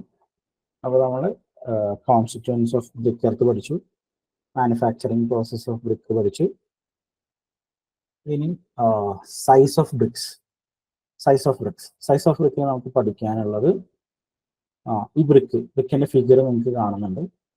ഈ ഫിഗറിൽ ഈ ഒരു പോർഷനെയാണ്, ഈ കാണുന്ന ഈ ഒരു പോർഷനെ നമ്മൾ വിളിക്കുന്ന പേരാണ് ഹെഡർ എന്ന് പറയുന്നത്. ഈ ഒരു പോർഷനെ നമ്മൾ വിളിക്കുന്ന പേരാണ് സ്ട്രക്ചർ എന്നാണ് ഈ പോർഷൻ വിളിക്കുക. Header and structure. ഈ ലെങ്ത് വൈസിലുള്ള ഈ ഒരു ഫേസിനെ, ബ്രിക്കിന്റെ ഫേസിനെ നമ്മൾ വിളിക്കുന്ന പേര് സ്ട്രക്ചർ എന്ന്, വിഡ്ത് വൈസിലുള്ള ഈ ഫേസിനെ വിളിക്കുന്ന പേര് ഹെഡർ എന്നാണ്. ഇനി മുകളിലുള്ള ഈ ഒരു പോർഷന് ഫേസ് ഓഫ് ബ്രിക്ക് എന്ന് പറയാറുണ്ട്. Face of brick. Face of brick പോലെ തന്നെ ഇനി അടുത്തൊരു പോർഷൻ ഇവിടെ ഫ്രോഗ് എന്ന് ഞാൻ എഴുതിയിട്ടുണ്ട്. ഫ്രോഗ് എന്ന് പറയുന്നത് ബ്രിക്കിലെ ഫ്രോഗ് എന്താണ്, അതും ഫ്രോഗ് എന്താണെന്നൊക്കെ രീതിയിലുള്ള ക്വസ്റ്റ്യൻസ് പലതവണ ആവർത്തിച്ച് ചോദിച്ചിട്ടുള്ള ക്വസ്റ്റ്യൻ ആണ് ഫ്രോഗ് എന്ന് പറയുന്നത്. ബ്രിക്കിൽ ഫ്രോഗ്, നിങ്ങൾ ബ്രിക്ക് എല്ലാവരും കണ്ടിട്ടുള്ളതല്ലേ? ഫ്രോഗ് ആരെങ്കിലും ശ്രദ്ധിച്ചിട്ടുണ്ടോ? ബ്രിക്കിലെ ഫ്രോഗ് എന്ന് പറയുന്നത്, ബ്രിക്കിൽ ഇവിടെ കാണുന്ന ചില ബ്രിക്സ് എടുത്തു നോക്കിക്കഴിഞ്ഞാൽ ആ ബ്രിക്കിന്റെ മുകൾ ഭാഗത്തായിട്ട് ആ ബ്രിക്ക് മാനുഫാക്ചർ ചെയ്തിട്ടുള്ള കമ്പനിയുടെ പേരിന്റെ ഒരു ഇംപ്രഷൻ ഉണ്ടായിരിക്കും. ശ്രദ്ധിച്ചിട്ടുണ്ടോ? നിങ്ങൾ അങ്ങനെ ശ്രദ്ധിച്ചിട്ടുണ്ടോ? ആലോചിച്ച് നോക്കൂ. ബ്രിക്കിന്റെ മുകളിൽ കമ്പനിയുടെ പേരിന്റെ ഒരു ഇംപ്രഷൻ നിങ്ങൾ എപ്പോഴെങ്കിലും ശ്രദ്ധിച്ചിട്ടുണ്ടോ? അങ്ങനെ ശ്രദ്ധിച്ചിട്ടുണ്ടെങ്കിൽ ആ ഒരു പോർഷൻ, അതിനാണ് ഫ്രോഗ് എന്ന് പറയുന്നത്. അവിടെയുള്ള ചെറിയൊരു ഇംപ്രഷൻ, ഈ ഫിഗറിൽ കാണിച്ചിട്ടുള്ള ഇതേപോലെ തന്നെ അതിന്റെ ഒരു ഇംപ്രഷൻ, ചെറിയൊരു പൊഴി പോലെ അവിടെ ഉണ്ടാവും. അതിനാണ് ഫ്രോഗ് എന്ന് പറയുന്നത്. എന്തിനാണ് ഫ്രോഗ് ഉപയോഗിക്കുന്നത് എന്നുള്ള രീതിയിൽ ക്വസ്റ്റ്യൻസ് വരാറുണ്ട്. ഫ്രോഗ് എന്തിനാ ഉപയോഗിക്കണമെന്ന് എനിക്ക് ഗസ് ചെയ്യാനായിട്ട് പറ്റും. ഫ്രോഗ് എന്ന് പറയുന്നത് അതിന്റെ ഓപ്ഷൻസ് കാണാറുള്ളത് കമ്പനിയുടെ പേര് കൊടുക്കാനായിട്ട്, ആ രീതിയിലൊക്കെ ഓപ്ഷൻസ് വരാറുണ്ട്. ഫ്രോഗ് എന്ന് കൊടുക്കുന്നത് കമ്പനിയുടെ പേര് കാണിക്കുന്നതിന് വേണ്ടിയിട്ടല്ല ഫ്രോഗ് കൊടുക്കുന്നത്. ഫ്രോഗ് കൊടുക്കുന്നത് ബ്രിക്ക്, നമ്മളൊരു വീടിന് ചെയ്യണമെങ്കിൽ ബ്രിക്കിനെ വെച്ചുകൊണ്ട് നമ്മൾ മേസണറി ചെയ്യും. അതിനെ ബ്രിക്ക് മേസണറി എന്നാണ് പറയുക. ബ്രിക്ക് മേസണറി ചെയ്യാനായിട്ട് നമ്മൾ ഉപയോഗിക്കുന്ന കാര്യങ്ങൾ, ഒന്ന് ബ്രിക്ക്, സ്വാഭാവികമായിട്ടും ബ്രിക്ക് ആവശ്യമാണ്. ബ്രിക്കിന്റെ ഒപ്പം നമ്മൾ ഉപയോഗിക്കാറുള്ള മോർട്ടർ എന്നാണ് അതിന് പറയാം. നാട്ടിൽ നമ്മൾ കലവ, പരിക്കൻ, അങ്ങനെ മസാല, അങ്ങനെ പല പല സ്ഥലങ്ങളിലും പല പല പേരിൽ അറിയപ്പെടാറുണ്ട്. വെള്ളവും മണലും സിമെന്റ് ഒക്കെ മിക്സ് ചെയ്തിട്ടുള്ളത്. അപ്പൊ അത് ഉപയോഗിച്ച് അതിന്റെ ഒരു ഗ്രിപ്പിന് വേണ്ടിയിട്ടാണ് എന്ത് ഉപയോഗിക്കുന്നത്, ഈ ഫ്രോഗ് എന്നുള്ള പോർഷൻ ഉപയോഗിക്കുന്നത്. അപ്പൊ അതിലേക്ക് മോട്ടോർ ഇറങ്ങിയപ്പോൾ ഒരു ഗ്രിപ്പ് വെച്ചു. അതിന് വേണ്ടിയിട്ടാണ് ഫ്രോഗ് ഉപയോഗിക്കുന്നത്. അപ്പൊ ബ്രിക്കിന്റെ ഒരു പോർഷൻസ് ഏതൊക്കെയാണ് നമ്മൾ വെച്ചു. ആ വിഡ്ത് വൈസുള്ള ഫേസിനെ ഹെഡർ എന്നും, ലെങ്ത് വൈസുള്ള ഫേസിനെ സ്ട്രക്ചർ എന്നും, അതിന്റെ ടോപ്പ് ഫേസിനെ ഫേസ് ഓഫ് ബ്രിക്ക് എന്നും, അതിലുള്ള ബ്രിക്കിന്റെ ഇംപ്രഷനെ ഫ്രോഗ് എന്നും പറയും. ഫ്രോഗ് റിപ്പീറ്റഡ് ആയിട്ട് ചോദിച്ചിട്ടുള്ളതാണ്. ഇനി ടൈപ്പ് ഓഫ് ബ്രിക്ക് ഏതൊക്കെയാണ്? ട്രഡീഷണൽ ബ്രിക്ക് ഉണ്ട്, സ്റ്റാൻഡേർഡ് ബ്രിക്ക് ഉണ്ട്.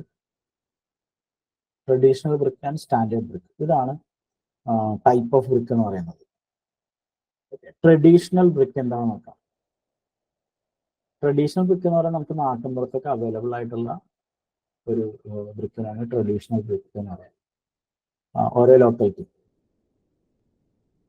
ഇതിന് പ്രത്യേകിച്ച് ഒരു പർട്ടിക്കുലർ ഒരു സ്റ്റാൻഡേർഡ് സൈസ് ഉണ്ടായിരിക്കില്ല. ആ സൈസ് വാരി ചെയ്യുന്നുണ്ട്.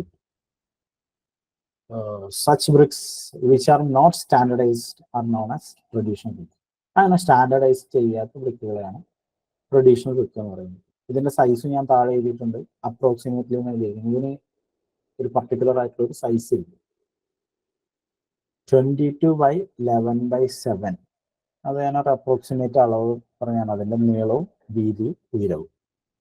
അപ്പൊ ഈ രീതിയിലുള്ള ഒരു നോൺ സ്റ്റാൻഡർഡൈസ് ആയിട്ടുള്ള ബ്രിക്സിനെയാണ് നമ്മൾ ട്രഡീഷണൽ ബ്രിക്സ് എന്ന് പറയുന്നത്. അപ്പൊ ടൈപ്പ് ഓഫ് ബ്രിക്സും ക്വസ്റ്റ്യൻസ് ചോദിച്ചു കാണാറുണ്ട്. നെക്സ്റ്റ് ഉള്ളത് സ്റ്റാൻഡേർഡ് ബ്രിക്സ്. സ്റ്റാൻഡേർഡ് ബ്രിക്സ് എന്ന് പറയുന്നത് BIS സ്റ്റാൻഡേർഡ് ഒക്കെ ഞങ്ങൾ പഠിച്ചിട്ടില്ല. അതുപോലെ തന്നെ ഒരു സ്റ്റാൻഡേർഡ് ബ്രിക്കിന് ഒരു സ്റ്റാൻഡേർഡ് സൈസ് ഉണ്ട്. ബ്രിക്കിന്റെ സ്റ്റാൻഡേർഡ് സൈസ് എന്ന് പറയുന്നത്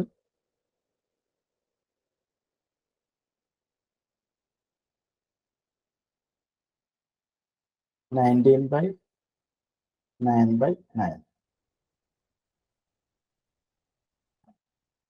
centimeter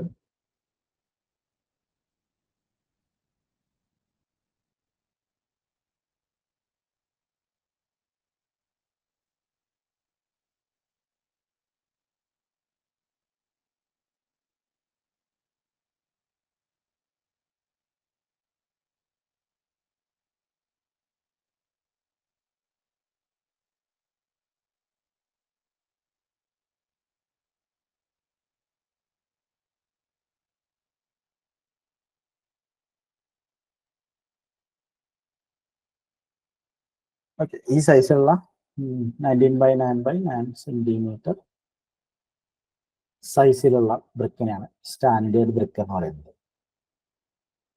standard size of brick, what is standard size of brick? അങ്ങനെ ക്വസ്റ്റ്യൻസ് ചോദിക്കാറുണ്ട്. ഓപ്ഷൻ എ ബി സി ഉണ്ടാവാറുണ്ട്. 19/9/9, 20/10/10, അങ്ങനെ പിന്നെ 22/11/7, അങ്ങനെ വെച്ച ഓപ്ഷൻസ് വരും. So standard size of brick എപ്പോൾ കണ്ടാലും അതിൻ്റെ ആൻസർ ഇതാണ്, 19/9/9 സെന്റിമീറ്റർ. അതാണ് 190 mm/90 mm/90 mm. ഇതാണ് അതിൻ്റെ BIS പ്രകാരമുള്ള ബ്രിക്കിന്റെ സ്റ്റാൻഡേർഡ് സൈസ് എന്ന് പറയുന്നത്. ഇതാണ്. ഇനി ഈ 20/10/10 എന്ന് പറയാറുണ്ട്. അതിനെ നോമിനൽ സൈസ് എന്നാണ് പറയാറുള്ളത്. Nominal size of brick. Nominal size of brick എന്ന് പറയുന്നത് നമ്മളൊരു മേസണറി ചെയ്യുന്ന സമയത്ത് ഇതേപോലെ തന്നെ അവിടെ ഒരു ബ്രിക്ക് ഉണ്ടെങ്കിൽ അടുത്തൊരു ബ്രിക്ക് കൂടെ ഉണ്ടാവും.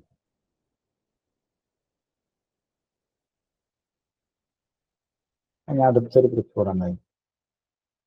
അപ്പോൾ ഈ ഒരു ബ്രിക്ക് വെച്ച് നിങ്ങൾ മേസണറി ചെയ്യുമ്പോൾ ശ്രദ്ധിച്ചിട്ടുണ്ടാവും. ഇവിടെ ആദ്യത്തെ ലെയർ ആണെങ്കിൽ ഇവിടെ മോട്ടർ ഇടും, ഇതിൻ്റെ ഇടയിൽ മോട്ടർ ഇടും, അതിനുശേഷം മുകളിൽ മോട്ടർ ഇടും. അങ്ങനെയാണ് നമ്മൾ ബ്രിക്ക് മേസണറി ചെയ്യാറുണ്ട്.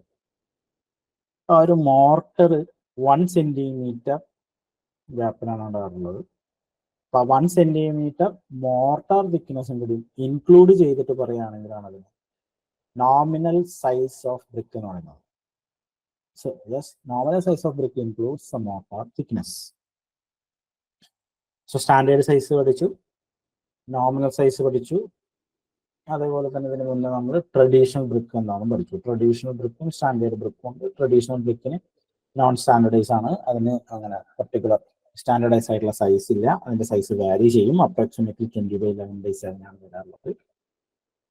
സ്റ്റാൻഡേർഡ് സൈസ് എന്ന് പറഞ്ഞാൽ 19/9/9 ആണ്. 1 സെന്റിമീറ്റർ മോട്ടർ തിക്നെസ്സും കൂടി ഇൻക്ലൂഡ് ചെയ്തിട്ടുണ്ടെങ്കിൽ അതിന് നോമിനൽ സൈസ് എന്ന് പറയും. Header side, shorter side or end face of piece of brick that is exposed. Header നമ്മൾ ആ ഫിഗറിൽ കണ്ടു. Longer narrow side or face of piece of brick that is exposed is structured. Okay, size of brick doubt എന്തെങ്കിലും ഉണ്ടോ? Frog, header, structure ഒക്കെ ഇത് correct ആയിട്ട് മനസ്സിലായോ? ഫ്രോഗ് എന്താണ്, ഹെഡർ എന്താണ്, സ്ട്രക്ചർ എന്താണ്, ട്രഡീഷണൽ ബ്രിക്ക് എന്താണ്, സ്റ്റാൻഡേർഡ് സൈസ് ഓഫ് ബ്രിക്ക് എന്താണ്, നോമിനൽ സൈസ് ഓഫ് ബ്രിക്ക് എന്താണ്? ഈ പോർഷൻ ഓക്കെയാണോ?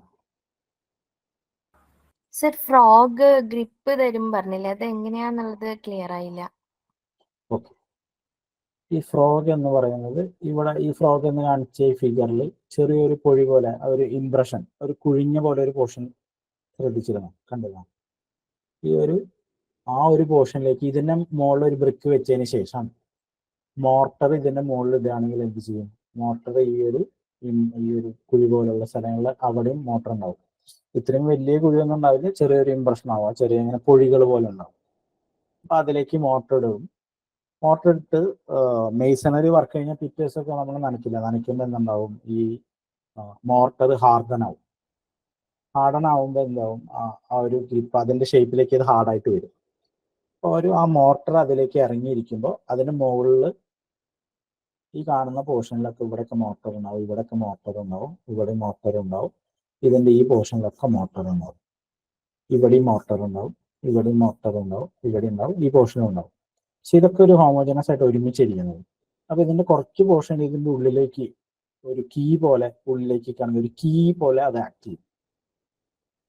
അത് അതിലേക്ക് ഒരു കുറച്ചും കൂടി ഒരു സ്ട്രെങ്ത് കിട്ടും, ഒരു കീ പോലെ ആക്ട് ചെയ്യും. മനസ്സിലായോ? Okay sir. അപ്പൊ അതെങ്ങനെ ഗ്രിപ്പ്, എന്തിന് ഗ്രിപ്പ് കിട്ടണമെന്നാണ് ഉദ്ദേശിച്ചത്? വേറെ മോളൊരു ബ്രിക്ക് വെക്കുമ്പോ അതിന് ഗ്രിപ്പ് കിട്ടണമെന്നാണോ? ഈ ഒരു ബ്രിക്കിന് മുകളിലായിട്ട് ഞാൻ വേറൊരു ബ്രിക്ക് വെക്കുന്നു, മോർട്ടർ ഒന്നും വെച്ചിട്ടില്ല. അതിനുശേഷം ഞാൻ ഈ സൈഡിൽ നിന്നും ഈ ബ്രിക്കിനൊന്ന് തട്ടുകയാണ്. അപ്പൊ എന്താ സംഭവിക്കുക? ആ ബ്രിക്ക് സൈഡിലേക്ക് മറിഞ്ഞു വരും. അതേസമയം ഞാൻ വീണ്ടും ആ ബ്രിക്കിന്റെ മുകളിൽ മോർട്ടർ അപ്ലൈ ചെയ്തതിനു ശേഷം, ഫ്രോഗൊന്നുമില്ല, മോട്ടർ അപ്ലൈ ചെയ്തതിനു ശേഷം വീണ്ടും മുകളിൽ ഒരു ബ്രിക്ക് വെക്കുന്നു. അതിനുശേഷം വീണ്ടും നനച്ച് അതിന്റെ സ്ട്രെങ്ത് അറ്റൈൻ ചെയ്തതിനു ശേഷം സെയിം പതുക്കെ ഒന്ന് വീണ്ടും ഒന്ന് തട്ടുന്നു. ആ സമയത്ത് മോട്ടർ ഇല്ലാതെ അതിന്റെ മുകളിൽ ബ്രിക്ക് വെച്ചിട്ടുണ്ടെങ്കിൽ അത് വീണ പോലെ ഇപ്പൊ വീഴില്ല. അതിനുശേഷം വീണ്ടും ഒരു ഫ്രോഗ് ഉള്ള ഒരു പോർഷനിൽ വീണ്ടും മോട്ടർ അപ്ലൈ ചെയ്യുന്നു. അതൊരു കീ പോലെ അതിലേക്ക് ഇറങ്ങിയിരിക്കുന്നു. അതിനുശേഷം വീണ്ടും സൈഡിൽ നിന്ന് തട്ടുന്നു. അപ്പോൾ ഒരു ഫ്രോഗ് ഇല്ലാത്ത സമയത്തും ഫ്രോഗ് ഉള്ള സമയത്തും സൈഡിൽ നിന്ന് ഇങ്ങനെ ഒന്ന് തട്ടുമ്പോൾ അതിന് എന്ത് എഫക്റ്റ് ഉണ്ടാവും? ഫ്രോഗ് ഉള്ള സമയത്ത് അതിനെ കൂടുതൽ റെസിസ്റ്റ് ചെയ്യാനുള്ളൊരു ഒരു ശ്രമം ബ്രിക്കിന്റെ ഭാഗത്തുണ്ടാവും. അതാണ് ഒരു ഗ്രിപ്പ് കിട്ടുമെന്ന് പറഞ്ഞത്. ഓക്കെ ഓക്കെ, മനസ്സിലായി. സമയം ഏകദേശം തീർന്നിട്ടുണ്ട്. നമുക്ക് ഇനി ഇതിൽ ക്ലാസിഫിക്കേഷൻ ഓഫ് ബ്രിക്സ്, അതുപോലെ തന്നെ ടെസ്റ്റ് ഓൺ ബ്രിക്സ്, ഇതാണ് ക്വസ്റ്റ്യൻസ്. ഇത്രയാണ് ബാക്കിയുള്ളത്. അപ്പോൾ ഇന്ന് നമ്മൾ ഏതൊക്കെ പോർഷനാണ് പഠിച്ചത്? ഇപ്പൊ നമ്മുടെ ലാസ്റ്റ് ആയിട്ട് ക്വസ്റ്റ്യൻ ചോദിച്ച ആരായിരുന്നു? സർ റിൻസിയാണ്. ഒന്ന് റിപ്പീറ്റ് ചെയ്യാമോ? നമ്മൾ എന്തൊക്കെയാണ് പഠിച്ചതെന്നുള്ളത് ബ്രിക്കില്? ബ്രിക്കില് നമ്മൾ ആദ്യം കോൺസ്റ്റുവൻസ് അല്ലേ പഠിച്ചത്? ബ്രിക്കിനുള്ളത് silica, alumina, lime, iron oxide, പിന്നെ മഗ്നീഷ്യ. അതില് സിലിക്കയാണ് ഏറ്റവും കൂടുതൽ ഉള്ള കോൺസ്റ്റുവൻറ്റ്. പിന്നെ അത്ര ഓർമ്മയില്ല. അലുമിനയാണ് പ്ലാസ്റ്റിസിറ്റി തരിക എന്നുള്ളത് പഠിച്ചിരുന്നു. പിന്നെ അയൺ ഓക്സൈഡ് റെഡ് കളർ തരുന്നുണ്ട്. കുറഞ്ഞു കഴിഞ്ഞാല് യെല്ലോ കളർ ആവുന്ന പറഞ്ഞ പോലെ ഒരു ഓർമ്മ. പിന്നെ ലൈം എന്തിനാന്ന് എനിക്ക് കറക്റ്റായിട്ട് ഓർമ്മ കിട്ടുന്നില്ല. പിന്നെ മഗ്നീഷ്യ ഏറ്റവും കുറവ് കണ്ടന്റ് ഉള്ള സംഭവമാണ്. അതെ. പിന്നെ അത് കഴിഞ്ഞിട്ട് പിന്നെ okay sir. Okay, good. Next ഇനി വേറെ ആരെങ്കിലും? അനീഷ. അടുത്ത മാനുഫാക്ചറിങ് ഓഫ് ബ്രിക്ക് പഠിച്ചായിരുന്നു. ആദ്യം പ്രിപ്പറേഷൻ, ക്ലേ പ്രിപ്പയർ ചെയ്യുന്ന കാര്യം പറഞ്ഞു. ക്ലേ പ്രിപ്പയർ ചെയ്യുന്നത് ആദ്യം സോയില് അൺസോയിലിംഗ് ചെയ്യുക, പിന്നെ റിമൂവ് ചെയ്തിട്ട് പിന്നെ കുഴിച്ച് സോയിൽ ക്ലേ എടുക്കുകയാണ് ചെയ്യുന്നത്. അത് കഴിഞ്ഞിട്ട് പിന്നെ ക്ലീനിങ് ചെയ്യുന്നുണ്ട്. പിന്നെ ടെമ്പറിങ്. ക്ലീനിങ് നമ്മൾ എന്തിനാ ചെയ്യുന്നത്? അതിൽ എന്തൊക്കെയാണ് റിമൂവ് ചെയ്യുന്നത്? അതിൻ്റെ അകത്ത് സ്റ്റോൺസ് ഒക്കെ ഉണ്ടെങ്കിൽ പിന്നെ വെജിറ്റബിൾ വേസ്റ്റ് അങ്ങനെയൊക്കെയുള്ള കാര്യങ്ങൾ റിമൂവ് ചെയ്യുന്നു. പിന്നെ പഠിച്ചത് പ്രിപ്പറേഷൻ ഓഫ് ക്ലേയിൽ നമ്മൾ ഫസ്റ്റ് പഠിച്ചത് ഇതായിരുന്നു, പ്രിപ്പറേഷൻ ഓഫ് ക്ലേ. അത് കഴിഞ്ഞിട്ട് ടെമ്പറിങ്. യെസ്. ക്ലേ പ്രിപ്പയർ ചെയ്ത് കഴിഞ്ഞിട്ട് അതിനെ കുഴച്ച്, അതായത് ലെഗ് വെച്ചിട്ട് കുഴച്ചെടുക്കുന്നു. പിന്നെ ലാർജ് സ്കെയിൽ പ്രിപ്പറേഷൻ ആണെങ്കിൽ നമ്മൾ പഗ് മിൽസ് ഉപയോഗിച്ചിട്ടാണ് ടെമ്പറിങ് ചെയ്യുന്നത്. പിന്നെ മോൾഡിങ്. അതെ, മോൾഡ് ചെയ്യുന്നത് ഹാൻഡ് മോൾഡിംഗ് ഉണ്ട്, പിന്നെ മെഷീൻ മോൾഡിംഗ്. ഹാൻഡ് മോൾഡിംഗ് എന്ന് പറയുമ്പോൾ ടേബിൾ മോൾഡിംഗും ഉണ്ട്, പിന്നെ ഗ്രൗണ്ട് മോൾഡിംഗും ഉണ്ട്, പിന്നെ മെഷീൻ മോൾഡിംഗ് ആണ്. അപ്പൊ ഈ കാര്യങ്ങളൊക്കെ പഠിച്ചു. ഇനി ആഷിഖ് ഒന്ന് ബാക്കി പറയാമോ? അതെ,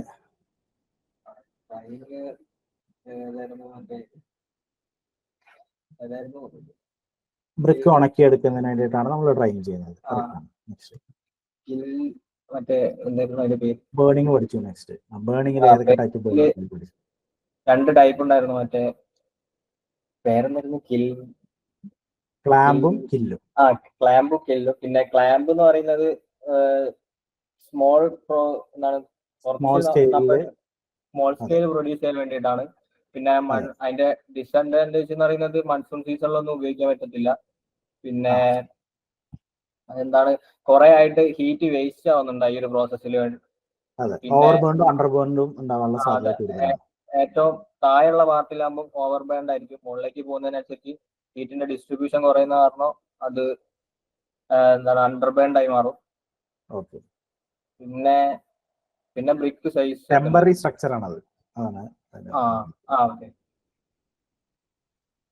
പിന്നെ ബ്രിക്ക് സൈസ്, പിന്നെ അതിനുശേഷം സൈസ് പഠിച്ചു, അതേപോലെ തന്നെ കിൽ ബേണിങ്ങും പഠിച്ചു. അപ്പൊ ഇത്രയും പോർഷൻസ് ആണ് നമ്മളിപ്പോൾ ഈ ഒരു ഇന്നത്തെ ദിവസം പഠിച്ചത്. അപ്പൊ ഈ ടോപ്പിക്കുകൾ ജസ്റ്റ് നിങ്ങളൊന്ന് ഇടയ്ക്കൊന്ന് വായിച്ചു നോക്കിയാൽ ഓർമ്മയിൽ നിൽക്കും. ഇതിൽ ഇത്രയും ചോദിക്കാവുന്ന ക്വസ്റ്റ്യൻസ് ഒക്കെ ഞാൻ പറഞ്ഞ ആ രീതിയിലാണ് ചോദിക്കുക. നമുക്ക് അവസാനം ക്വസ്റ്റ്യൻസും ചെയ്തു നോക്കാം. അപ്പൊ ഇത്രയും ആണ് ഇതിലുള്ളത്. ജസ്റ്റ് നിങ്ങൾ നോട്ട്സ് ഒക്കെ എനിക്ക് കിട്ടും, ജസ്റ്റ് വായിച്ചു നോക്കി കഴിഞ്ഞാൽ ഓർമ്മയിൽ നിൽക്കുക എന്നുള്ളത്, അതിൽ കൂടുതലൊന്നുമില്ല.